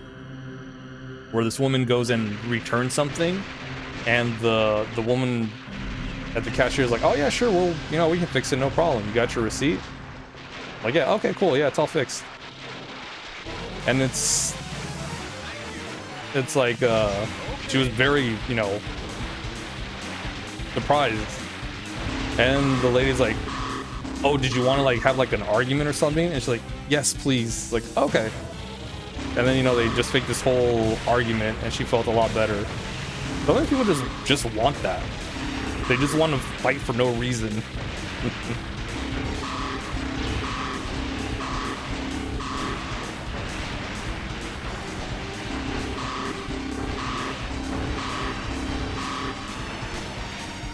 It's like, you would think like, oh, you know, oh, it's cool, you know, because she's being nice. It's like, no, that chick wanted to fight. She wanted confrontation for her order being wrong. As opposed to, you know, having the conversation they just had, instead of just being, oh, cool, and then walk away. It's like, no, I actually kind of wanted to fight. Granted, it's good customer service. You're giving them what they want. You know, she got what she wanted, but she also kind of wanted to, you know, have a fight. And the lady was, you know, like, oh, cool, yeah, we'll, you know, yeah, we'll give you a little tug and pull, right? But it's like, there are people that legit will just go to start something for no reason.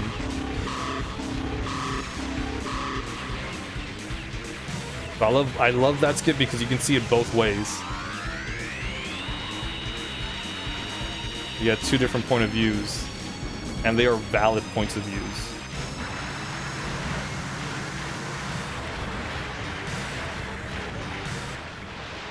Oh yeah, I'm not a confrontational person, but again, me being in a position like that, it's like I gotta be confrontational as much as I don't want to.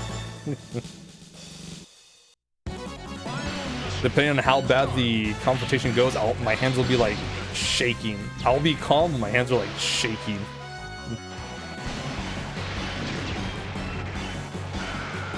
And they'll be like, "You okay?" Like, yeah, I'm just like, oh, I wanted to say more stuff, but I can't. I don't want to be fired just yet. Yeah, it's that adrenaline. Ooh, I had more words to say. And it wasn't even about the customer either. I just wanted to get stuff out of my chest at that point.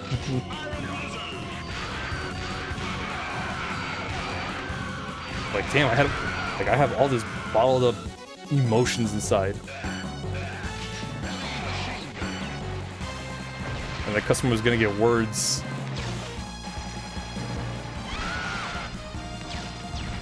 Repressed memories that they were gonna get.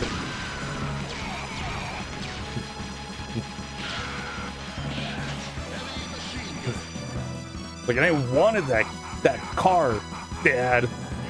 What? What? What are we talking about?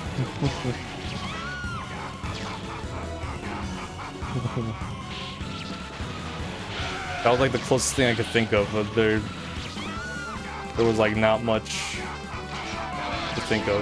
I don't know, random car, pet. I feel like the pet, I should have gone with the pet angle.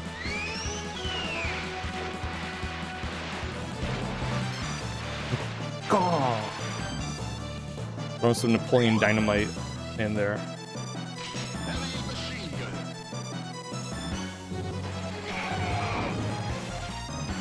I don't know. Yeah. Like, now that I'm not working at Chipotle and I'm, you know, not a manager, I will avoid stuff like the plague.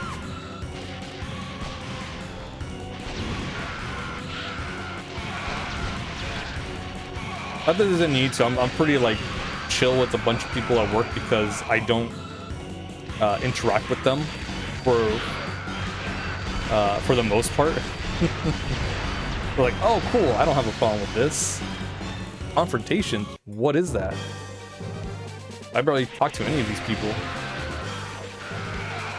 There's like the same 5 people which are near where I'm sitting.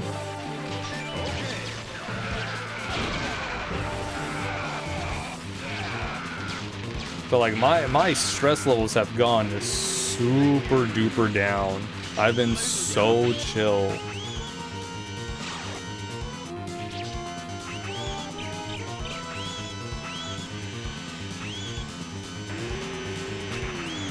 Hey Brad, how's it going? How you doing?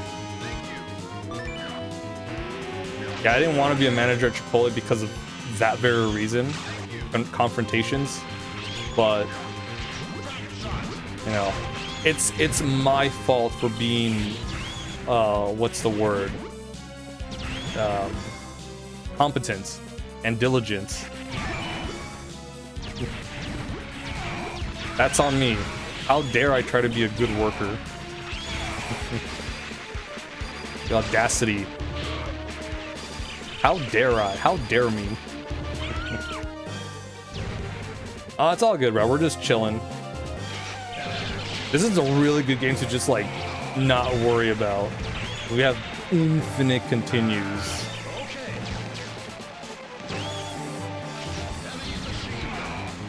Yeah, I'm literally just holding the button. We have auto fire enabled.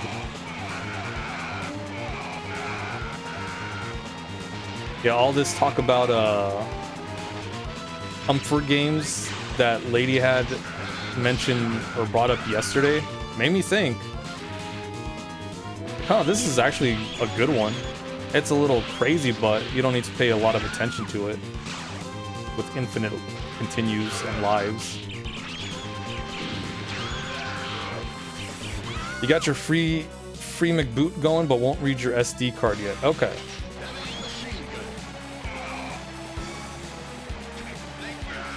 Maybe you gotta format it or load it up. I don't know how it works with the SD. I didn't see the video.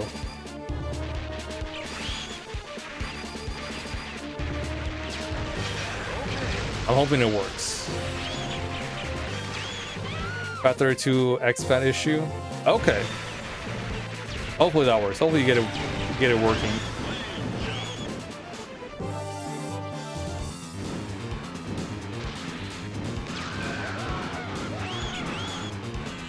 Yeah, like for me, I ended up using an HDD drive.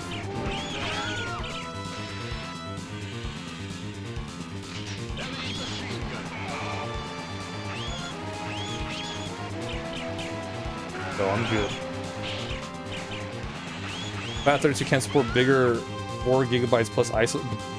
Brett, that's like a lot of games. That's like RPG games, dude.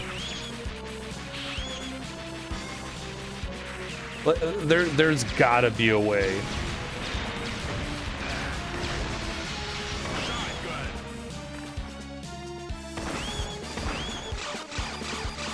That's like Final Fantasy X only. Yes. See, 4.4 gigabytes. That's just Final Fantasy X alone.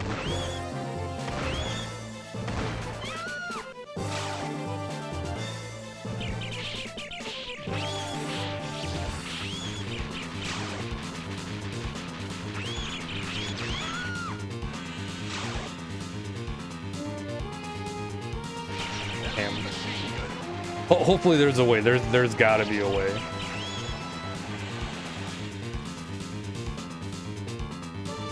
Shit. What's the number of that tank? 50? Alright, I got the number of the tank that ran me over.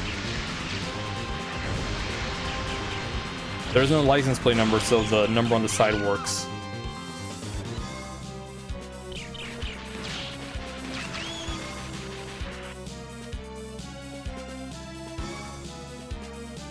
How much is Dirge of Cerberus? I feel like that's also a meaty game. I mean, you could probably try to compress the game, but I don't think that's a thing you should do.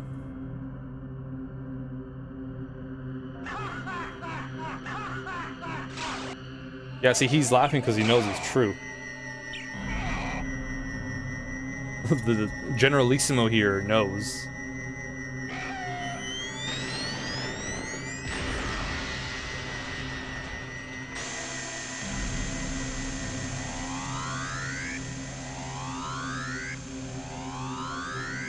What kind of PS2 do you have, Brat?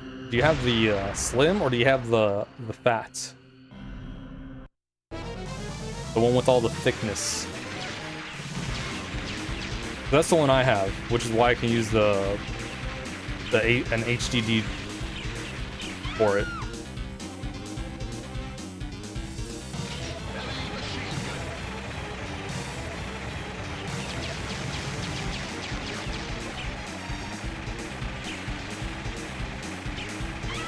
Yeah, because my PS2 Slim that I have, it don't work that well no more.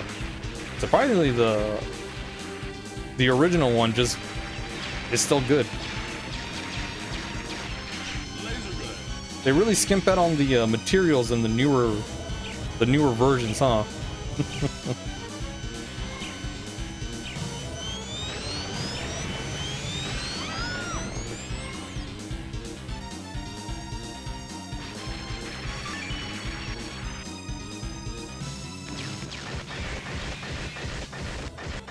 Oh, please don't disappear, heavy machine gun. And that's just not a... And that's not just the heavy machine gun. That's a super version of the heavy machine gun.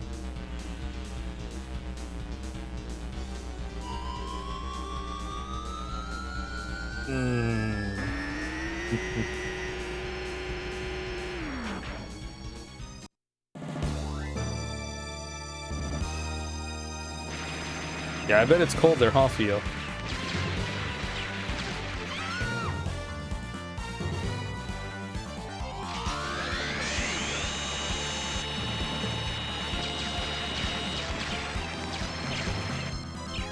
I don't know. For the longest time, I've played as Marco. You know, the titular character of Metal Slug. But it wasn't until I started playing X, this version on PS1, where it's like, you know what? I kind of want to play as the chick more. More specifically, Theo.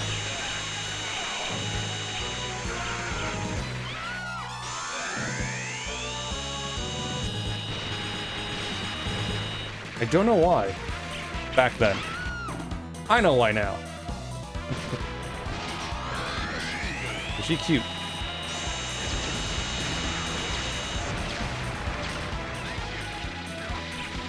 Also in the later game, I think it's her, that can start with a heavy machine gun in the later games. Or it might be Aerie, one of those two.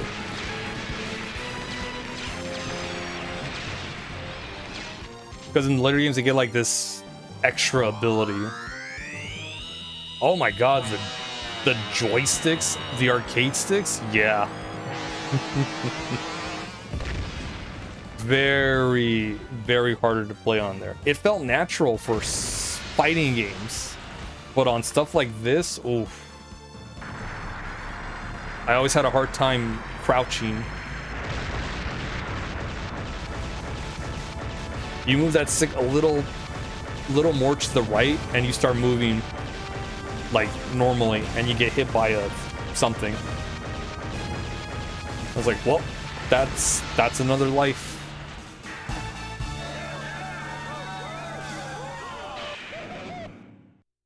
And in an arcade machine, that's like almost the whole quarter gone. Mission complete. Or in many cases, that is a whole quarter gone. Mission all over. So 20 continues. That's 20 quarters right there. That's like $5. $5 down the drain in Metal Slug X, which I believe is a slightly harder version of Metal Slug 2.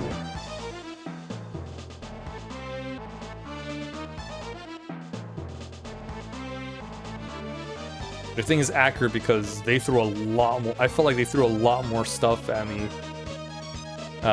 in this one. Yeah, you could almost buy a whole Chipotle meal with that. Almost. You'd still be missing like maybe like like $10 or so.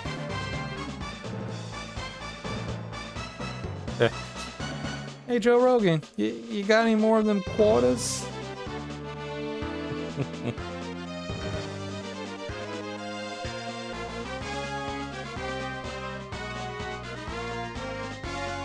God, that was such a good hit in a Dave Chappelle show. What was it? Fear Factor with Joe Rogan?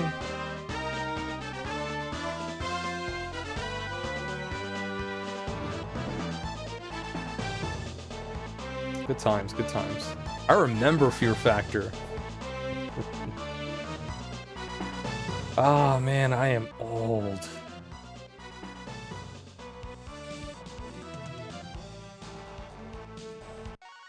All right, that's 3 games. That's also why I like Metal Slug. It's a short game. Like each game is short.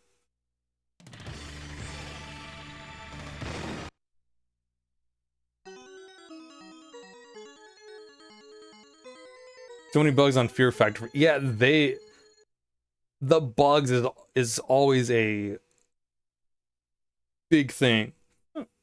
Excuse me, in Fear Factor. Even though school is out, your babysitting job is canceled, your job is still on. Oh, your work from home job is still on tomorrow. And in-person meetings which are fully catered. Never eaten Chipotle before. Don't hate. Don't worry. It's pricey. It's okay. Mission 1, start. I've worked there. I've eaten Chipotle almost every day because I worked there. I got tired of it fast.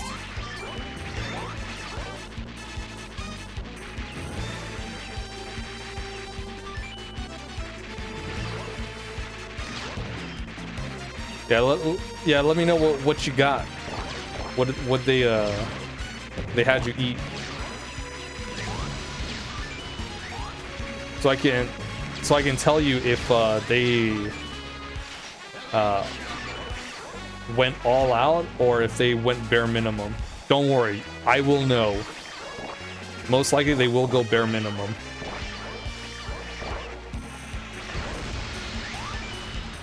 That's what companies do. Go bare minimum.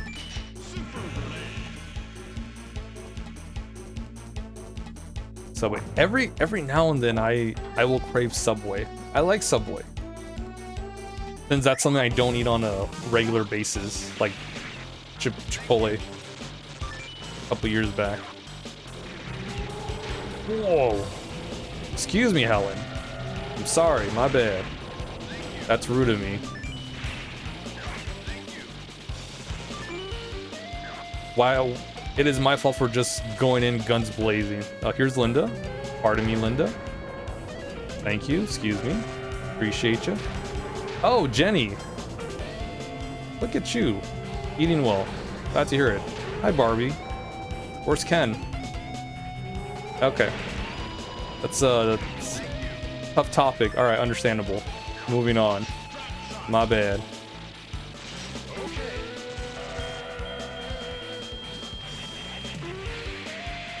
Sorry, I had to say hi to the ladies here. But yeah, eating the same thing day in, day out would be... You get tired of it.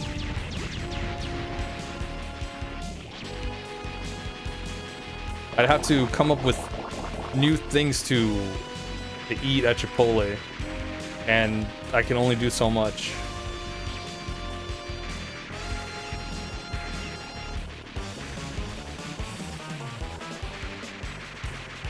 Yeah, I think a lot of the stuff I get from McDonald's is mostly like just the nuggets or fries.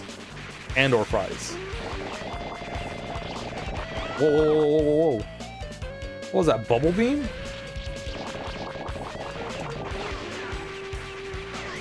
I didn't know you guys were Pokemon.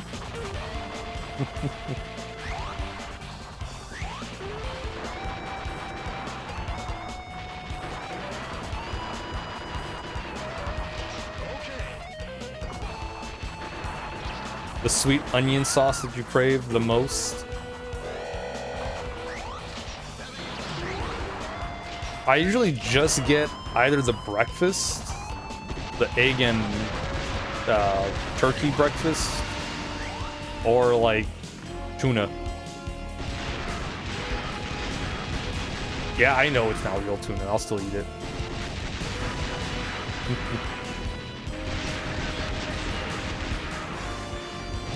I don't care. It's still good for me. Probably not. My sandwich.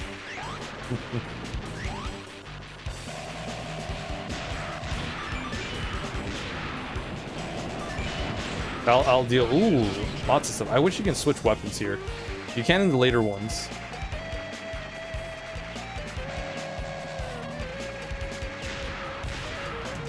Though that wasn't cilantro infested. But cilantro is so good!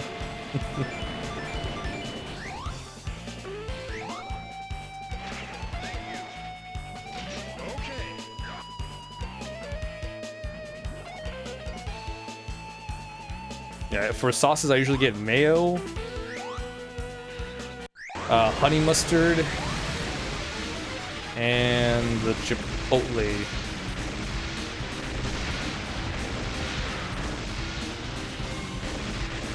And then always salt and pepper. No! The dude.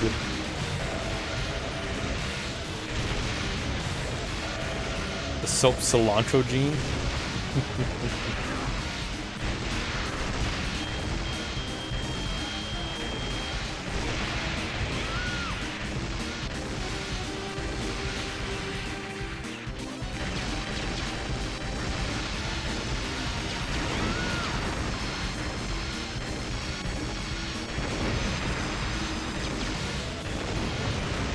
Yeah, that's what I would do at Chipotle. I would get some extra cilantro that we made and just put it in my food. But not too much. Just a little bit. A little bit.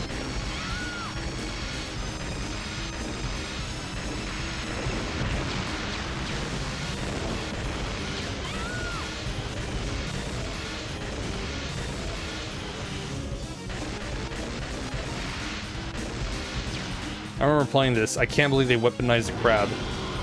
It's crazy. There's a ton of cilantro and it's covered by enough other flavors you can tolerate it, but you try to stay away from it as much as you can. It's understandable. Mission 2, start.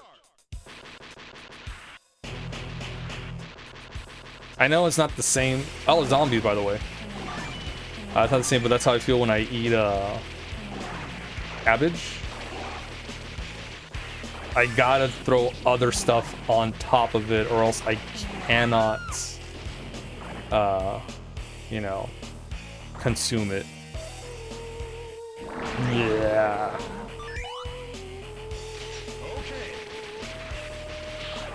I just don't like eating soap. That's understandable.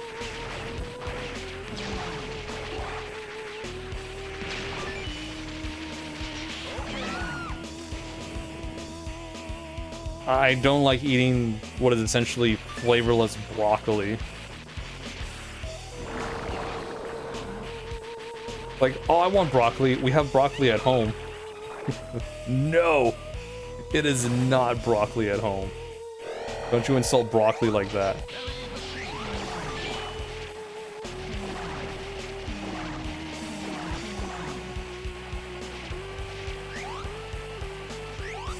And there we get a monkey buddy. No, he's gone.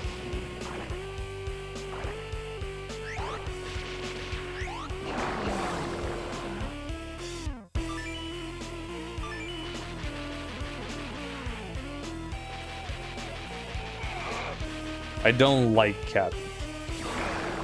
But I will eat it as long as there's other stuff around it. Or if I can drown it in some sauce.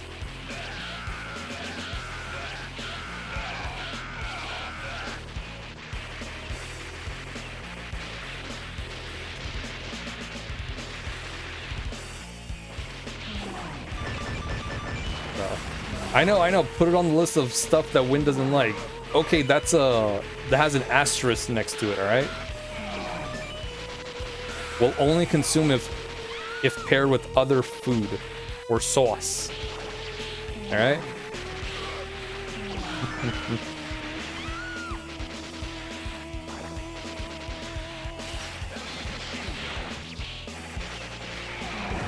Every now and then you guys find out something new about stuff that I eat.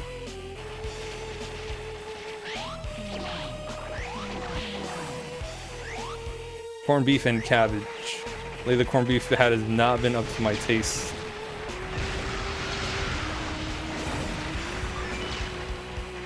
Either the corned beef we're getting is not great, like it's supposed to be, or your tastes for corned beef have gone up exponentially.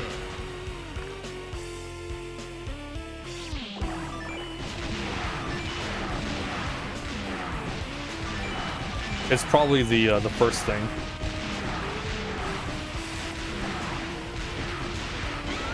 I love bacon. Bacon's delicious.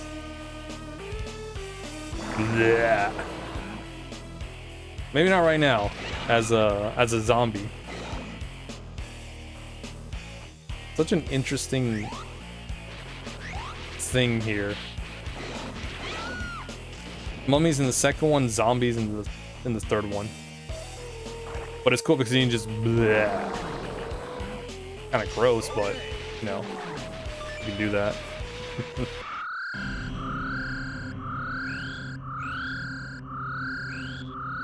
Gotten bad cuts of the corned beef. It's possible.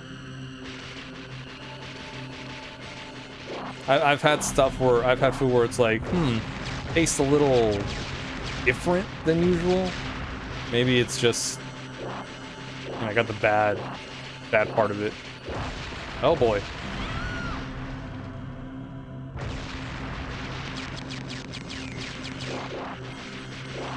Aliens! It's a madhouse! A madhouse!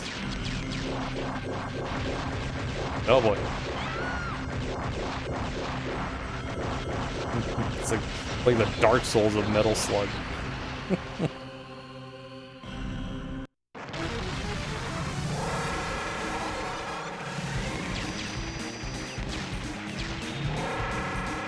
Well, I mean, yeah, to be fair, there are aliens in the second one, but this is like ancient alien stuff. Whoa, boy.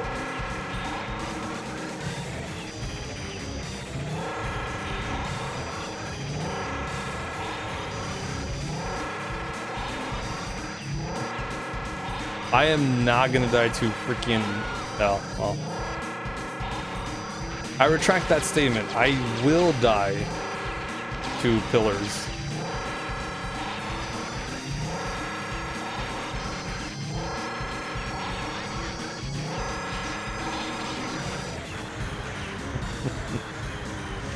When will I learn to not talk during situations like this? Mission complete.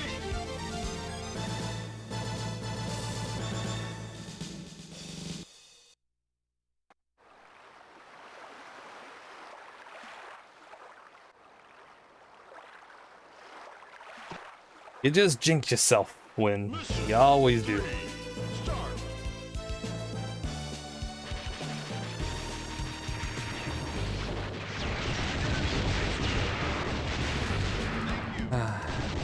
I'm excited for tomorrow. I'm gonna relax. Gonna do some more recordings.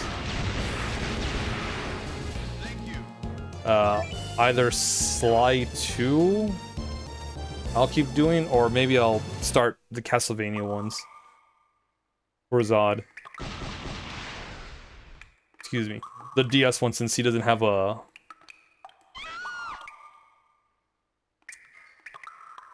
Well then. Awkward. Theo can't swim apparently, even though we just saw her swim a while ago. It's probably not great water.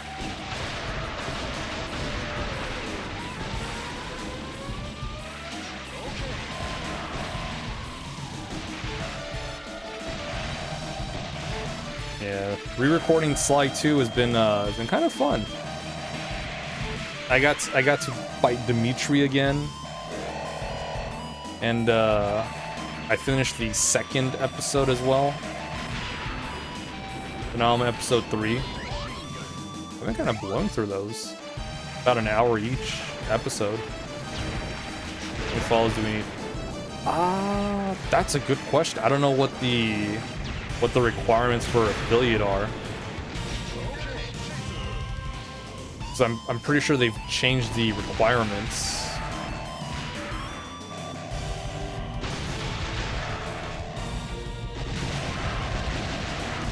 We'll have to look.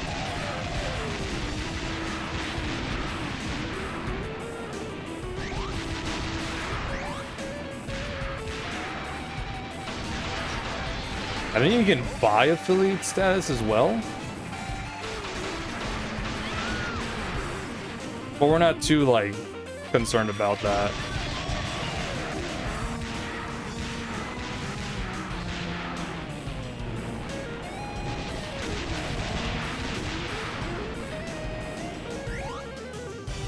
Like Zod said, he'll export the videos, the episodes in 720p, like, in the meantime.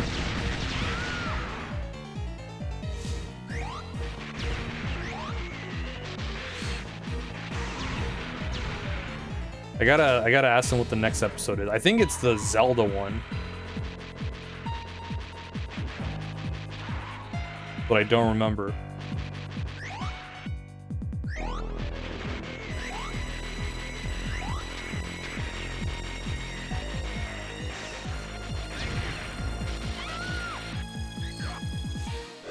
That one I'm looking forward to.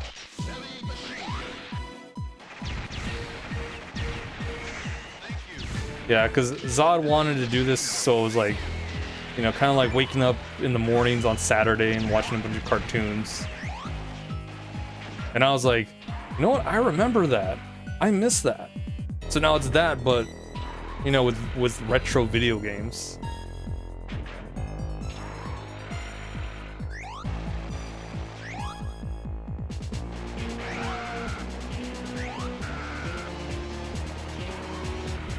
And like, it's cool. I liked how the first episode went, and then we got some good criticism. What we can do, what we can change. Might pass out soon. Doesn't keep it. It's all good, lady. Don't worry. Sleep is important. Like, trust me, I've had those moments where I'm up, and then all of a sudden I just knock out.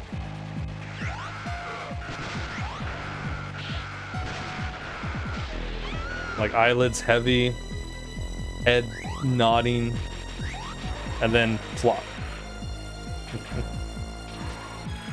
And then you wake up like, oh shit, I gotta, you know, clean up and then go to sleep.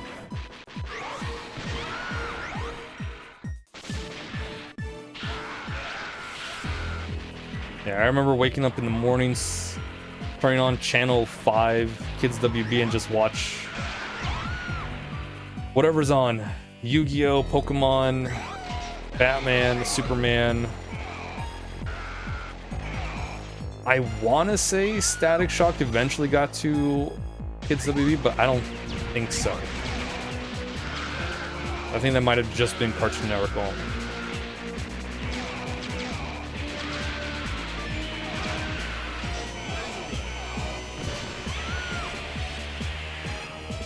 I missed it. But then later on, there's a bunch of reruns of a lot of stuff. It's like, oh, I've seen this already. I guess I'll watch it again.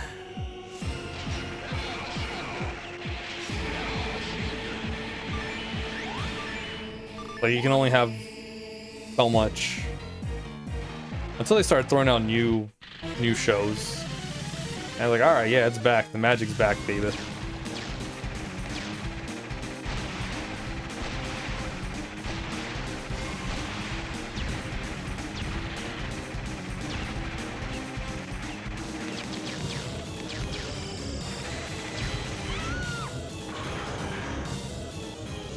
Done even much if you didn't sleep.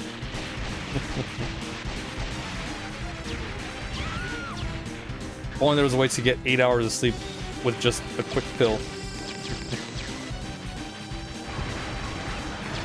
And like no side effects.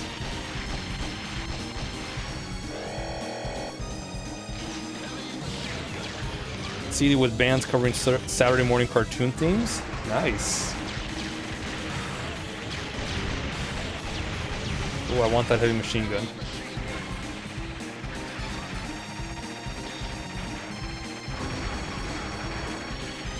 I'm sure him pulling out that missile from his stomach has no, you know, other meanings except pulling out a missile out of its stomach. Scrappy-Doo, Scooby-Doo. I thought I took him out. That's why I stopped touching anything. I miss the old Scooby-Doo episodes. Mission complete. You know, you grew up with that. I liked old Scooby-Doo. I like the Scooby-Doo movies. Mostly the ones that involve Shaggy and Scooby. You get some wild stuff. I think one of the ones I remember fondly is the Ghoul School one. Where Shaggy, Scooby, and Scrappy, I think Scrappy was around at that time. They go to this school for, like, you know, monsters. And I think the dean or something, the principal, was Dracula. He was kind of a dick. And, like, I guess the way to... I forgot the whole plot of it. All I know is that there was this whole race at the end of by the end of the movie. Like this wacky racist type thing. It was cool. I liked it.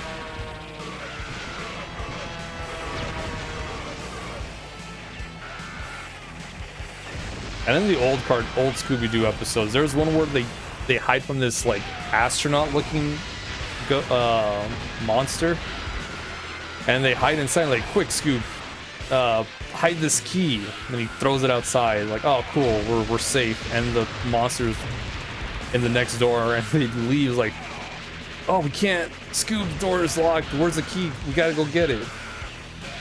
Raggy, it's outside. Okay, so they go outside. They pick it up, they go back inside, they unlock the door, and they run out. And it is the funniest thing ever because they could have just left. They were literally already outside.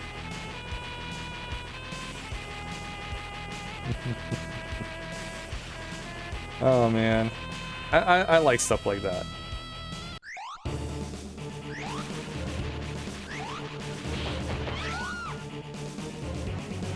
Reminds me of old Looney Tune episodes. Or Tom and Jerry. With those yells. Ooh, big.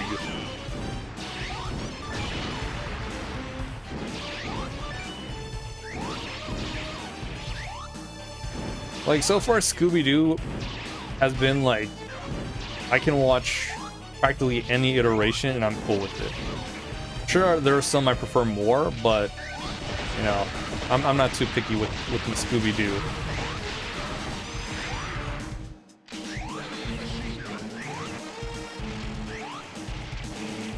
Guys, does anyone have bug spray? Bugs are huge. Yeah, Tiny Toons. I love that.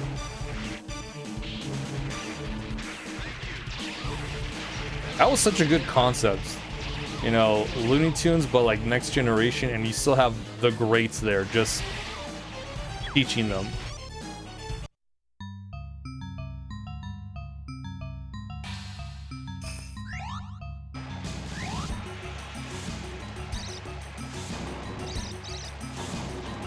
That was such a good show.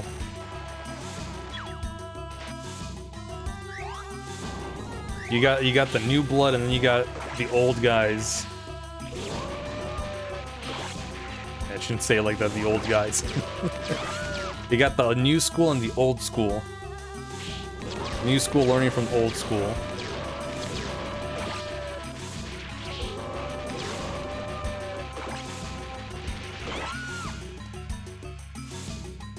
From a pup named Scooby-Doo. Oh, I love the pup named Scooby-Doo. I loved Fred in that one. There's only one person who could have done it. Red Herring. And then he shows us like, there's no way I could have done it. I wasn't even there. Alright. But I got my eye on you. And it took me like the longest time to realize why he's called Red Herring. I was like, oh, I understood what Red Herring meant. We're dead.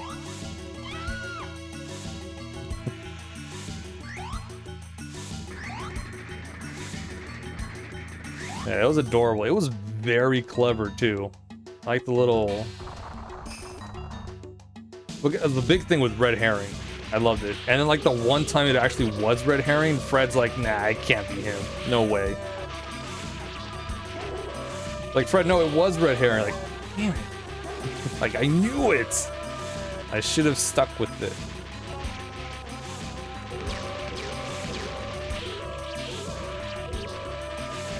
Not only was it like, was it adorable, was cute, but they really went all out with like the animation.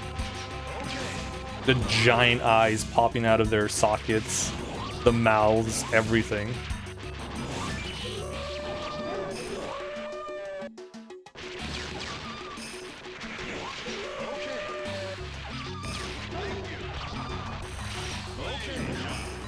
Yeah, it's one of those where it's for the kids, but hey, parents, you too can watch it because there are some stuff that will go over the kids' heads for whatever reason.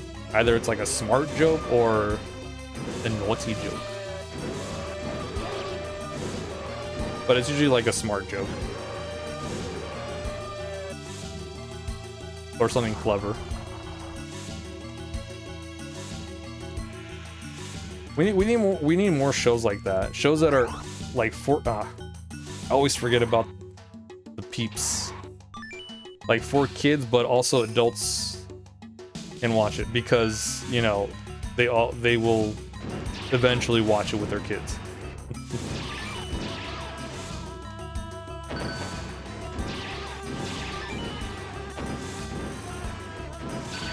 Like I've watched an episode of, I think it's Bluey. It's really good.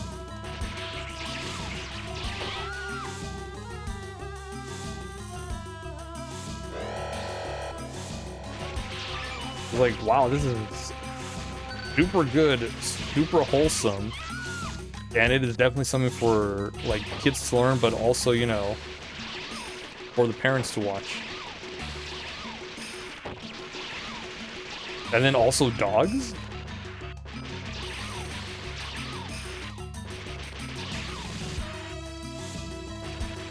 Like, that's pretty cool.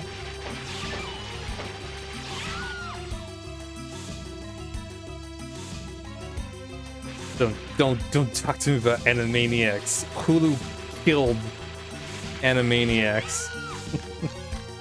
They brought him back for 3 glorious seasons and then pulled the plug.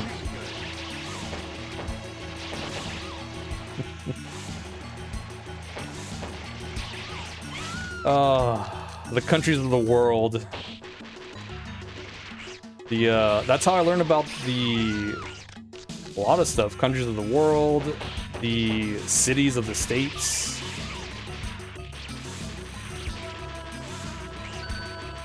A lot about the presidents. Not just like who they were, but also like a little summary of what they did.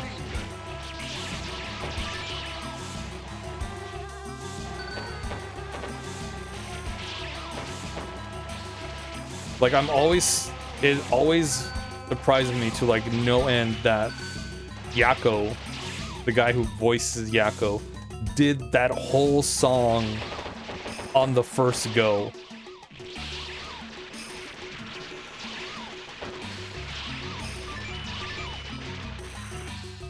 Like, it's crazy. One take. All of that. And I love in the Hulu reboot of it, every now and then they bring up the countries of the world, but with like attitude. They're like, oh, why don't you do something about it, Mr. Countries of the World? Like, yep, they're siblings, all right.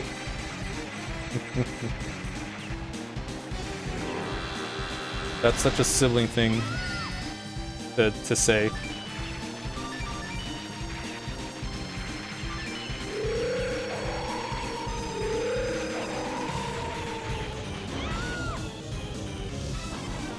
I think his name is Rob Paulson.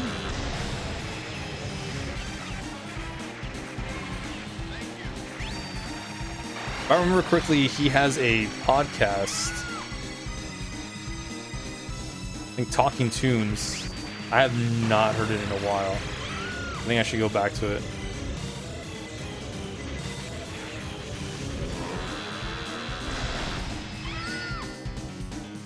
Like, I've been watching a bunch of speed runs on GDQ, and now it's like, okay, I think I'm having my fill of that. I gotta start. I need something else to keep me occupied at work. I think podcasts are a good thing to go back into.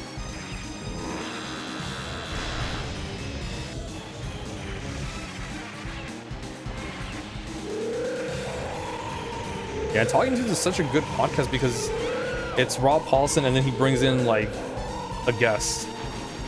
Like Dante Bosco was one, Era Strong. I forget his name, but the one that voiced the brain, the Pinky in the Brain. God, those are good.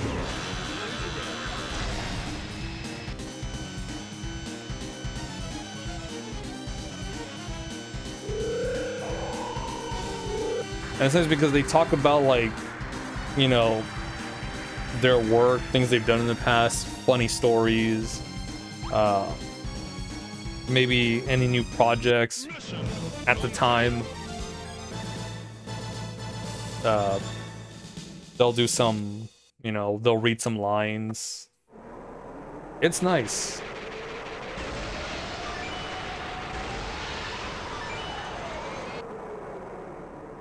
Mission 5, start.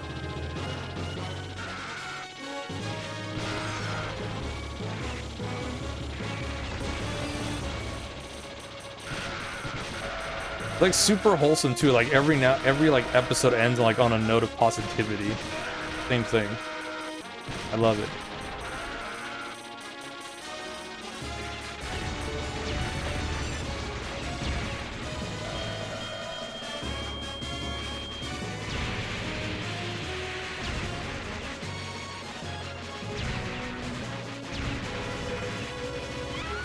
What are we gonna do tonight, Brain? Same thing we do every night, Pinky. Try to take over the world. They're Dinky, and the brain.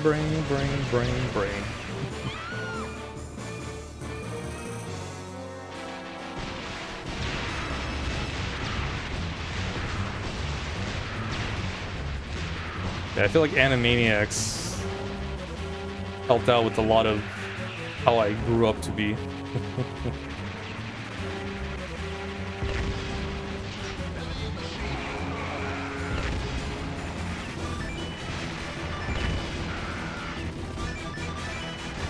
I want the cup. That's fine. I don't need it. It's fine. I didn't want it anyways.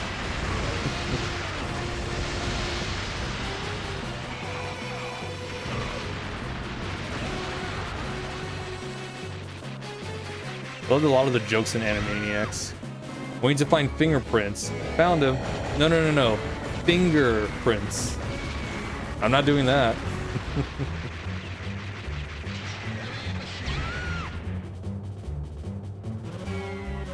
Oh, those innuendos. Clever innuendos.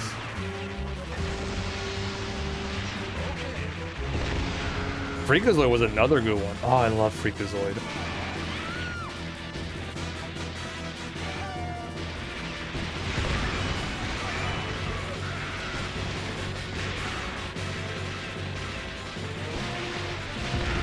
It's just so weird.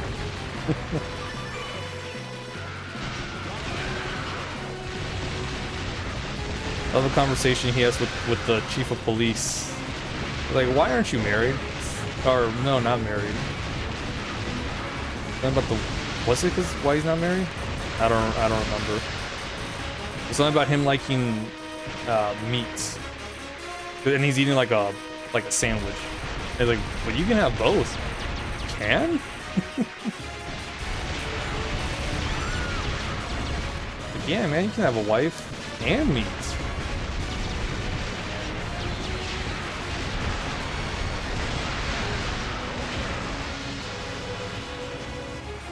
Ghost Rider of the World is Carmen Sandiego, Bill Nye, yeah. I remember Bill Nye had like his own show on Netflix. It was pretty cool.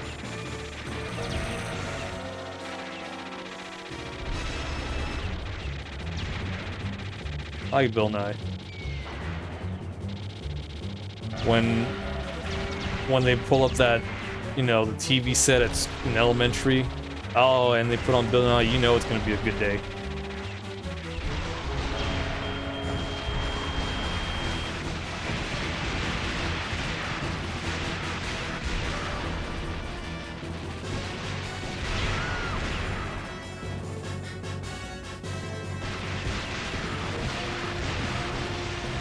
There's another one, Cyber Chase. I like Cyber Chase. Whoa.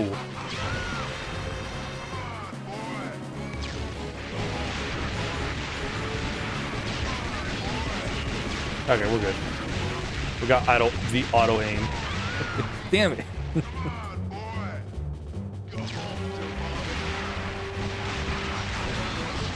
Yeah, science rules. Build, no.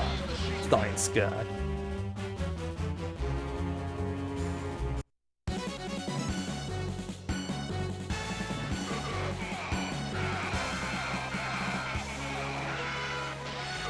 Cyber Chase was such an interesting show, like the concept was pretty cool.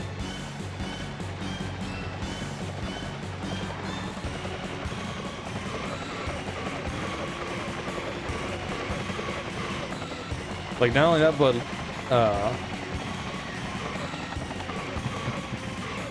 we had Iago there. I forgot the name of the bird he was voicing.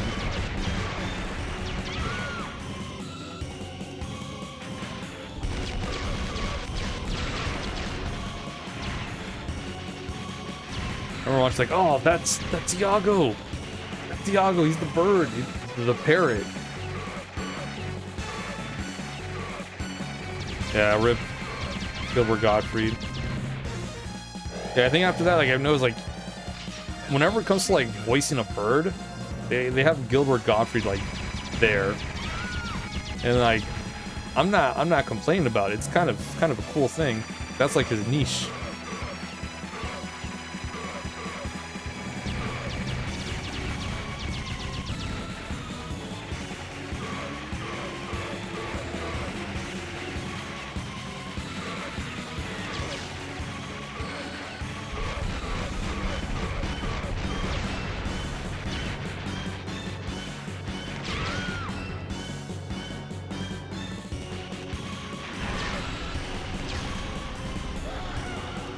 Oh, I should have died here.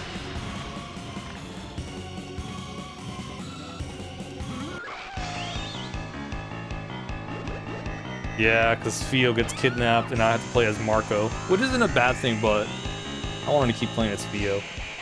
Oh well.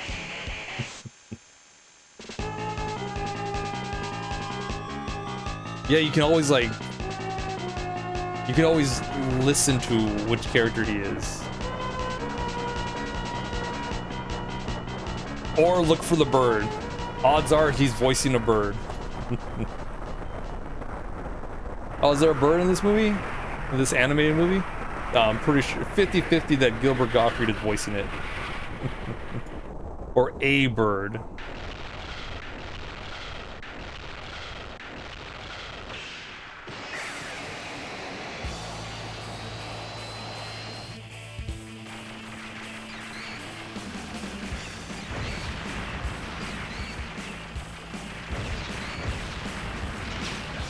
Yeah, like some some voice actors, just when they nail a part, it's like, all right, anytime we have this kind of character, we have this person in mind, if they're available.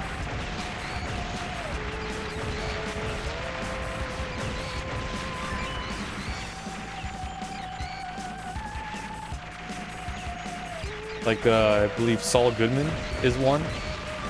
Hacha and Sully. I could be wrong though. I think it's that.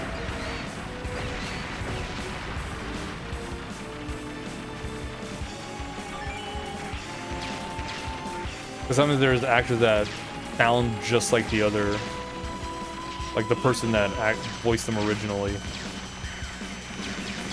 Like, you can kind of tell the distinct differences.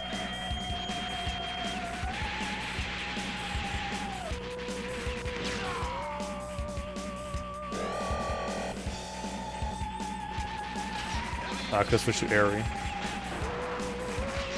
Freebie took away Perfect Strangers. John Goodman, there we go.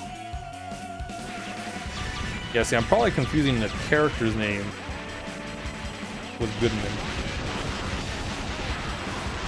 I think because it's Sully. That's why I go Saul Goodman. Sully.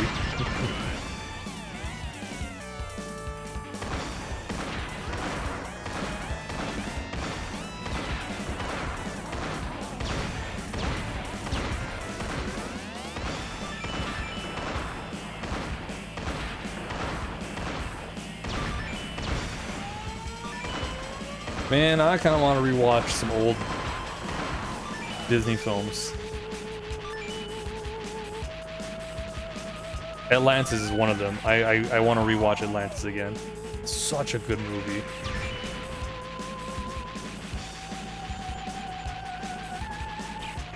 Like, oh man, think of how long it would take for them to make this. Boom. I made a bridge. Took what, 11 seconds tops? Oh, the comedy in that movie was gold.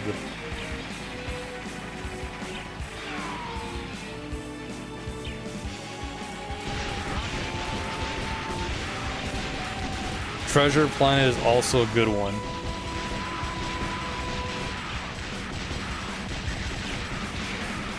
Sinbad was another one I enjoyed.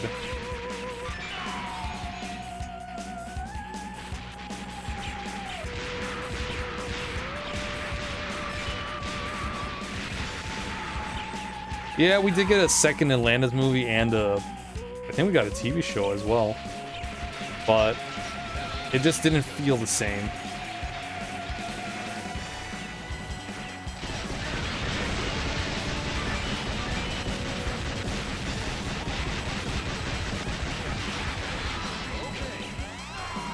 Like, I don't get me wrong, I like the second one. I like it got more Atlantis, but it doesn't feel like one of those where like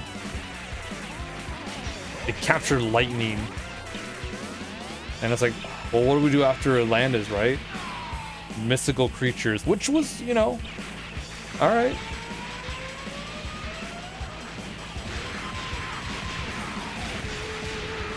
I don't know, it wasn't that.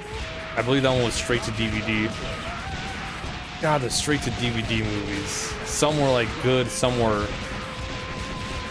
meh, and some were just like, why? Although I don't think I can remember one that was like, why? I think it was mostly like, oh, this is good. This is meh.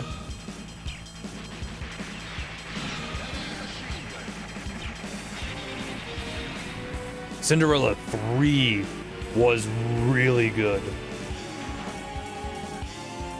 That was one that was like straight up really good.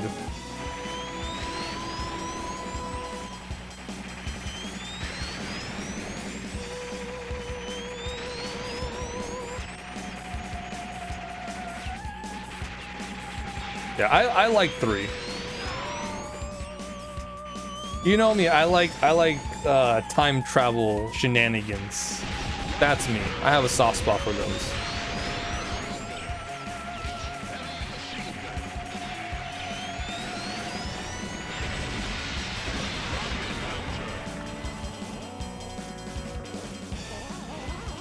Yeah, I forget how it starts, but basically, like, they kind of go back in time from the first movie and change stuff so that one of the stepsisters gets to be with the prince.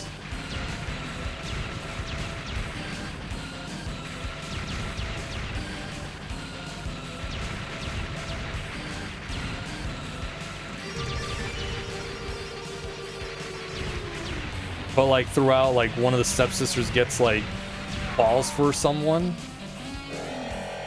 and it's like she gets her own happily ever after, but it's like her own thing. I'm gonna have to rewatch that one again. That one was good. I don't remember the second one.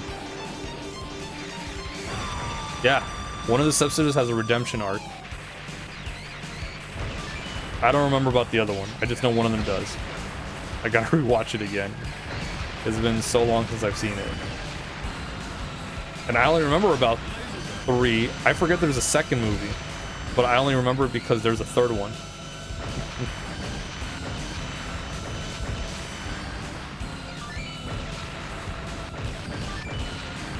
I think it's one of those where, like we were talking about the other day, Return of Jafar.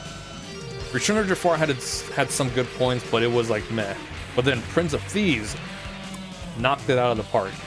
That's how I felt with Cinderella 3.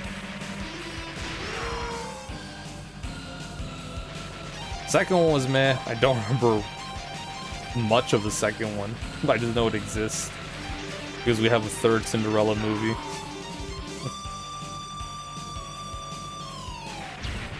Lion King after the first one? 1.5 I liked.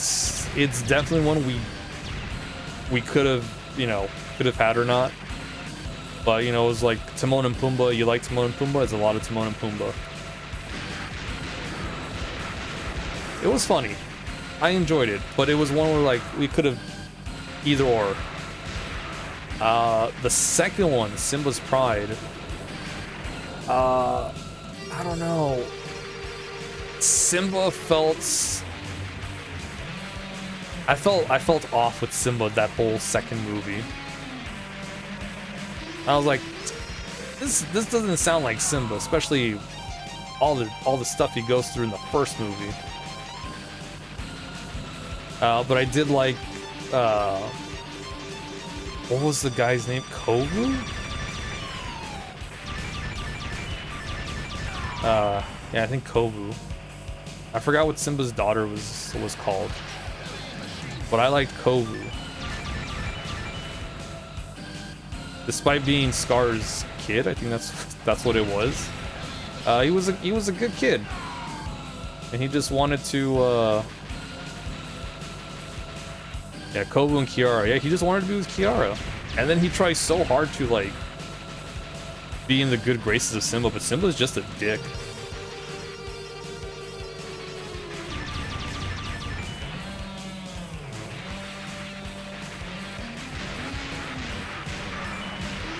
I don't know, I'm gonna have to rewatch that movie.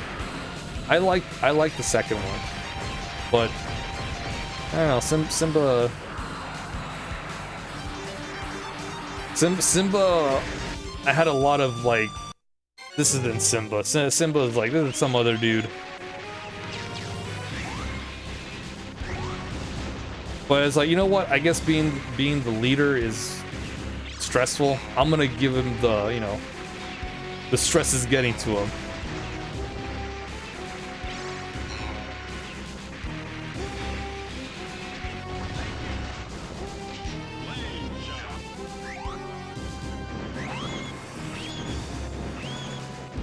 Yeah, I'll have to give that another go. I could probably watch that tomorrow.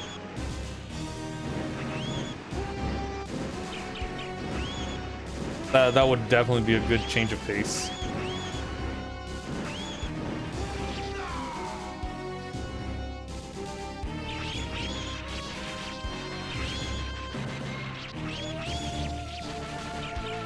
Trying to live impossible. Okay, yeah. See, I think that's what it is. The stress of having like this bar that he has to do.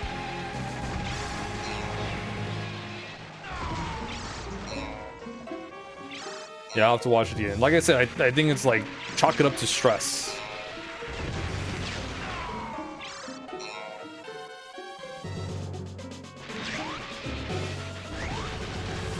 Yeah, I always get the feeling like, damn, this guy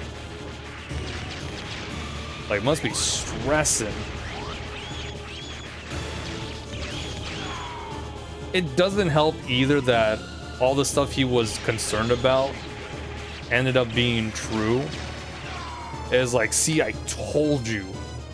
So he like doubled down on his actions.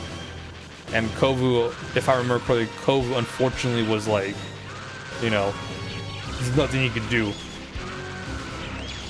Like, well, shit. I can't do anything. Like, it's not even my fault.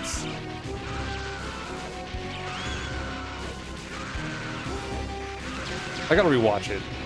I gotta do that tomorrow. That's my homework. That's my homework for tomorrow.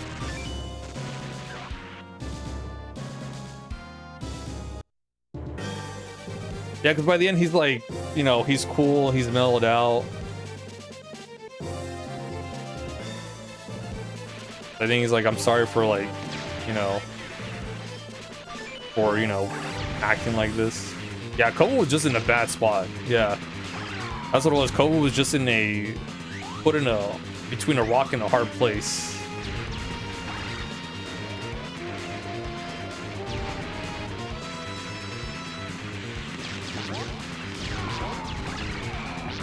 And if I remember, it's just as Simba was warming up to him, this shit happened, and he's like, oh, okay, I see what you were really trying to do.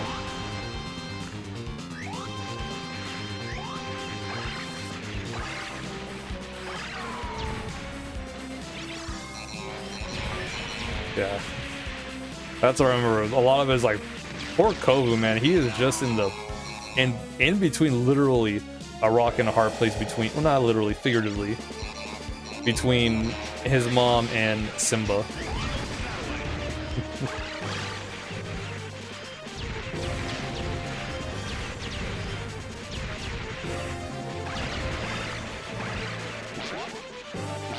Yeah, Simba does apologize at the end. He's like, yeah, look, guys, I'm sorry. I was, you know, not cool.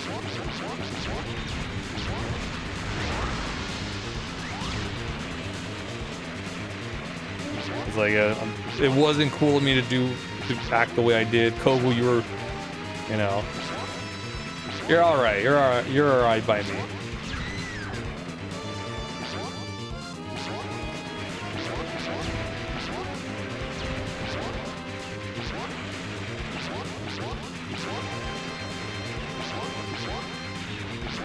Yeah, the stress of, oh, can we get it? Yes, we can.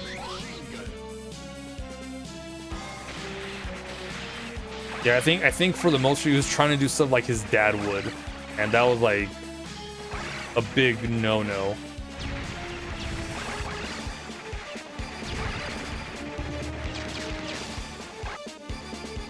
Like he's gotta do stuff the way he knows.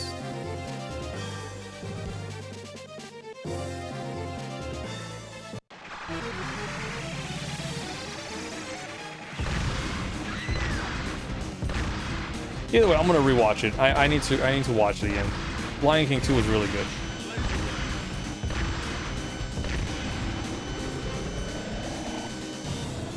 Jokingly, I'd always be like, Simba doesn't like Kovu because, you know, of the color of his skin. He wants to keep the pride pure. When we all know that's not the case. He's just stressed out.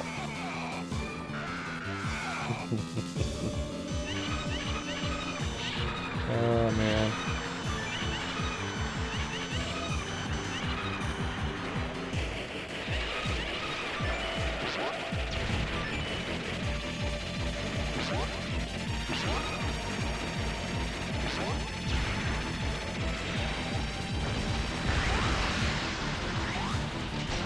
While we're on the topic of Lion King, hey Jem, did you know we're having another live-action Lion King movie? Did you know? And it's gonna revolve around Mufasa.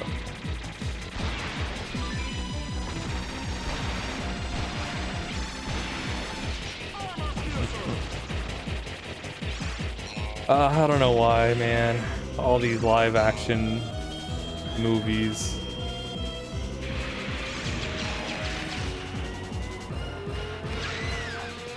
Yeah.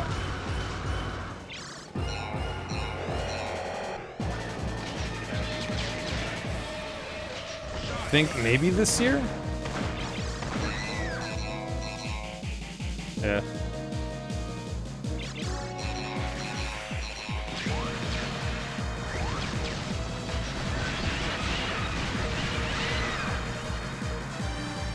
That too was my question when I first found out. Why? Do we want to know his origins? I think the series The Lion Guard covers some of it. I haven't seen much of The Lion Guard, but I do know you do get a backstory with Scar and how he got his scar.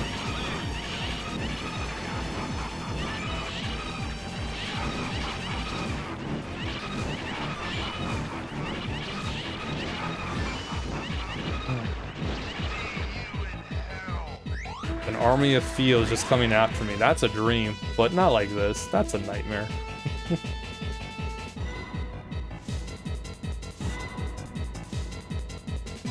Yeah, live action Lion King was something. It exists.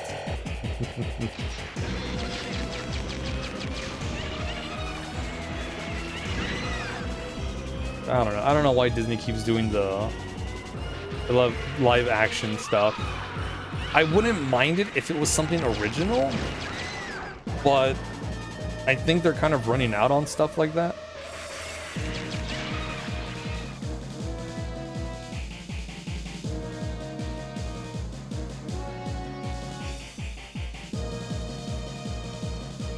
If I die, can I switch to Pio? I don't think I can. I just love Pio.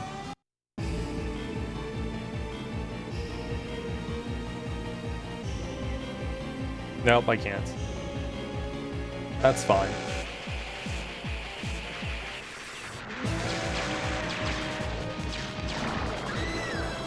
I get to play as Aerie.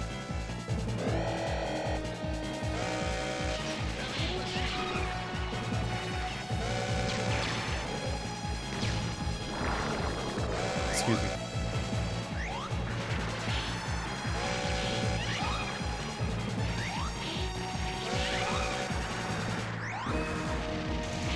I still haven't seen that second Haunted Mansion movie they did, which came out a couple months back.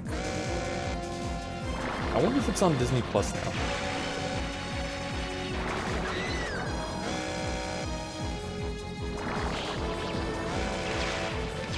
Alright, that was the second Haunted Mansion movie that came out.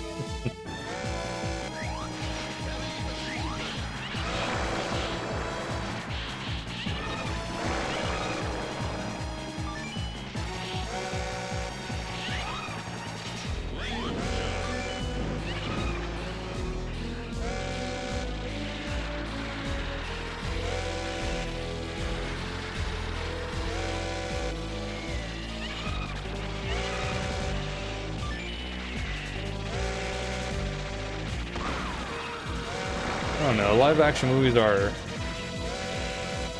I'm not a big fan of them. Unless it's something original. Because, you know...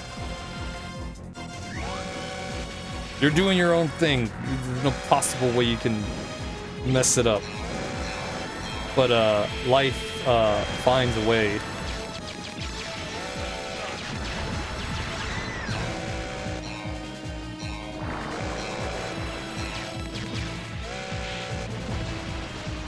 I'm so glad I did Metal Slug. I can just like not worry about any of this.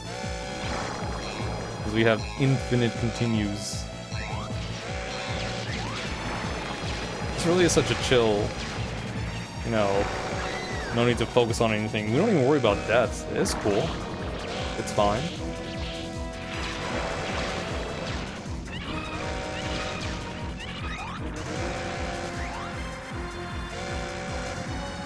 Thanks, Fio. The best.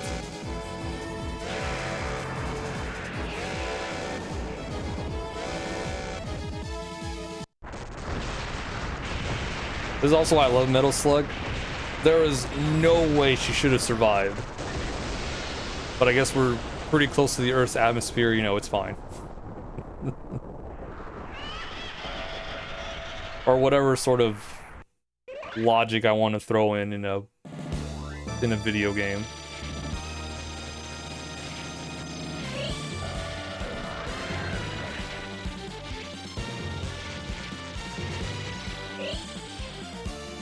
Yeah, we're just gonna pop out.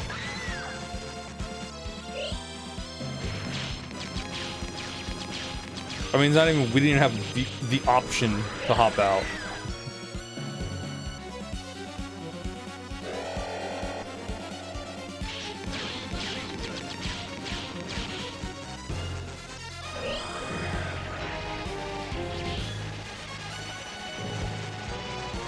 Oh man, you know what game I'm thinking about now?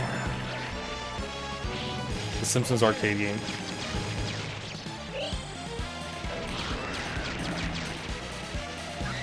Are we gonna release a concert? I think we might have.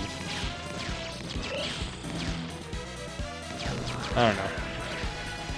That was a good one. I feel like that one is more of a, I'll play maybe like once or twice and then call it. It's like, I have my fill.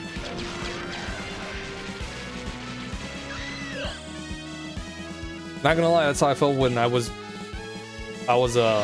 playing the arcade games of TMNT with Zod a couple weeks back. Like, this is cool, we're having fun. I would probably not play this again for a good while. I've had my fill.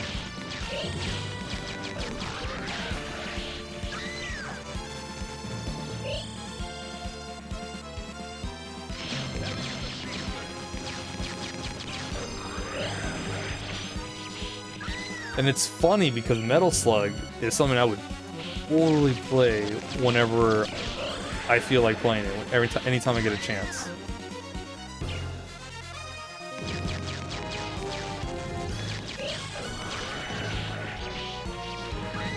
It's probably because it's one of the few games besides like Street Fighter that I've played in the arcades for so long.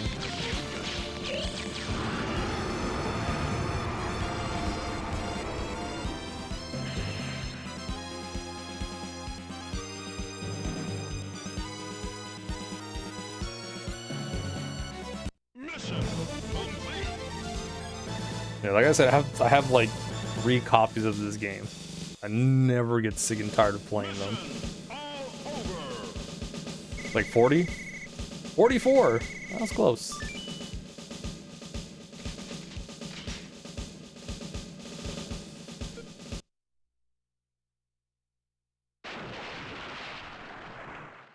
This has definitely been a nice little turn off your brain and just play.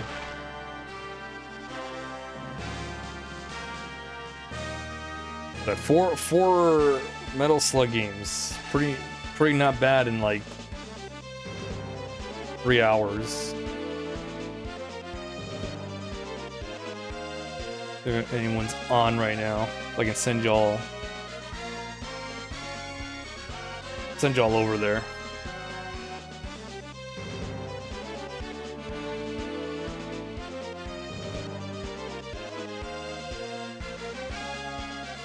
The agent's doing a Zelda randomizer. So I'll send y'all over there.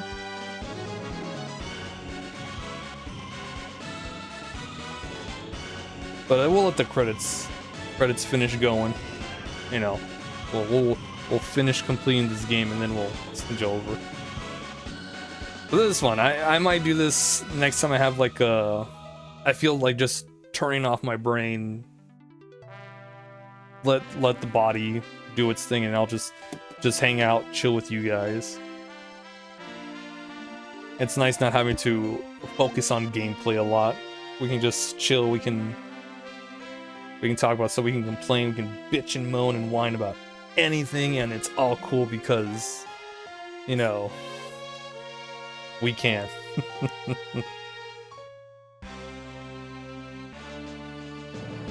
It's nice. I like these types of relaxing, talk about whatever while there's something happening in the background. Yeah, we can also do this on Wednesday, because I'm gonna start playing Pokemon Pure Red on Wednesday. We'll see what changes and everything the game has. I might have to have the documentation next to me for like anything wild Pokemon or anything I should be aware of in certain cities.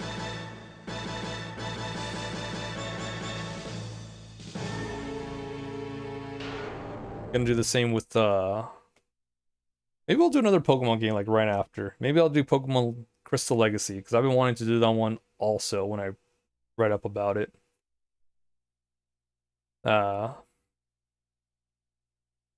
We'll see. We'll see. I do want to... Okay, so I might finish the Emerald Randomizer I did a couple months back. Essentially last year, because we were about to make our way to the 7th gym. So we're close. I might as well finish it, and then we'll do like a brand fresh new randomizer. I'll randomize everything. Item locations, Pokemon moves, Pokemon abilities, and anything else I can randomize. But I'll try to keep stuff like HM locations the same, because I don't want to have to soft lock myself or anything, which I don't think I can. I just don't want to be hunting stuff for too long of a time. That's the plan. I'll probably do Pokemon Pure Red. Friday we'll do Friday's Final Fantasy V. Final Fantasy Friday, I guess we'll do that. Saturday I'll do I'm gonna try and, if I can set it up right, we'll do a crowd control Zelda stream, Link to the Past stream. It's been a while since I've done one of those, mostly because sometimes things get wonky in the middle, near the end. But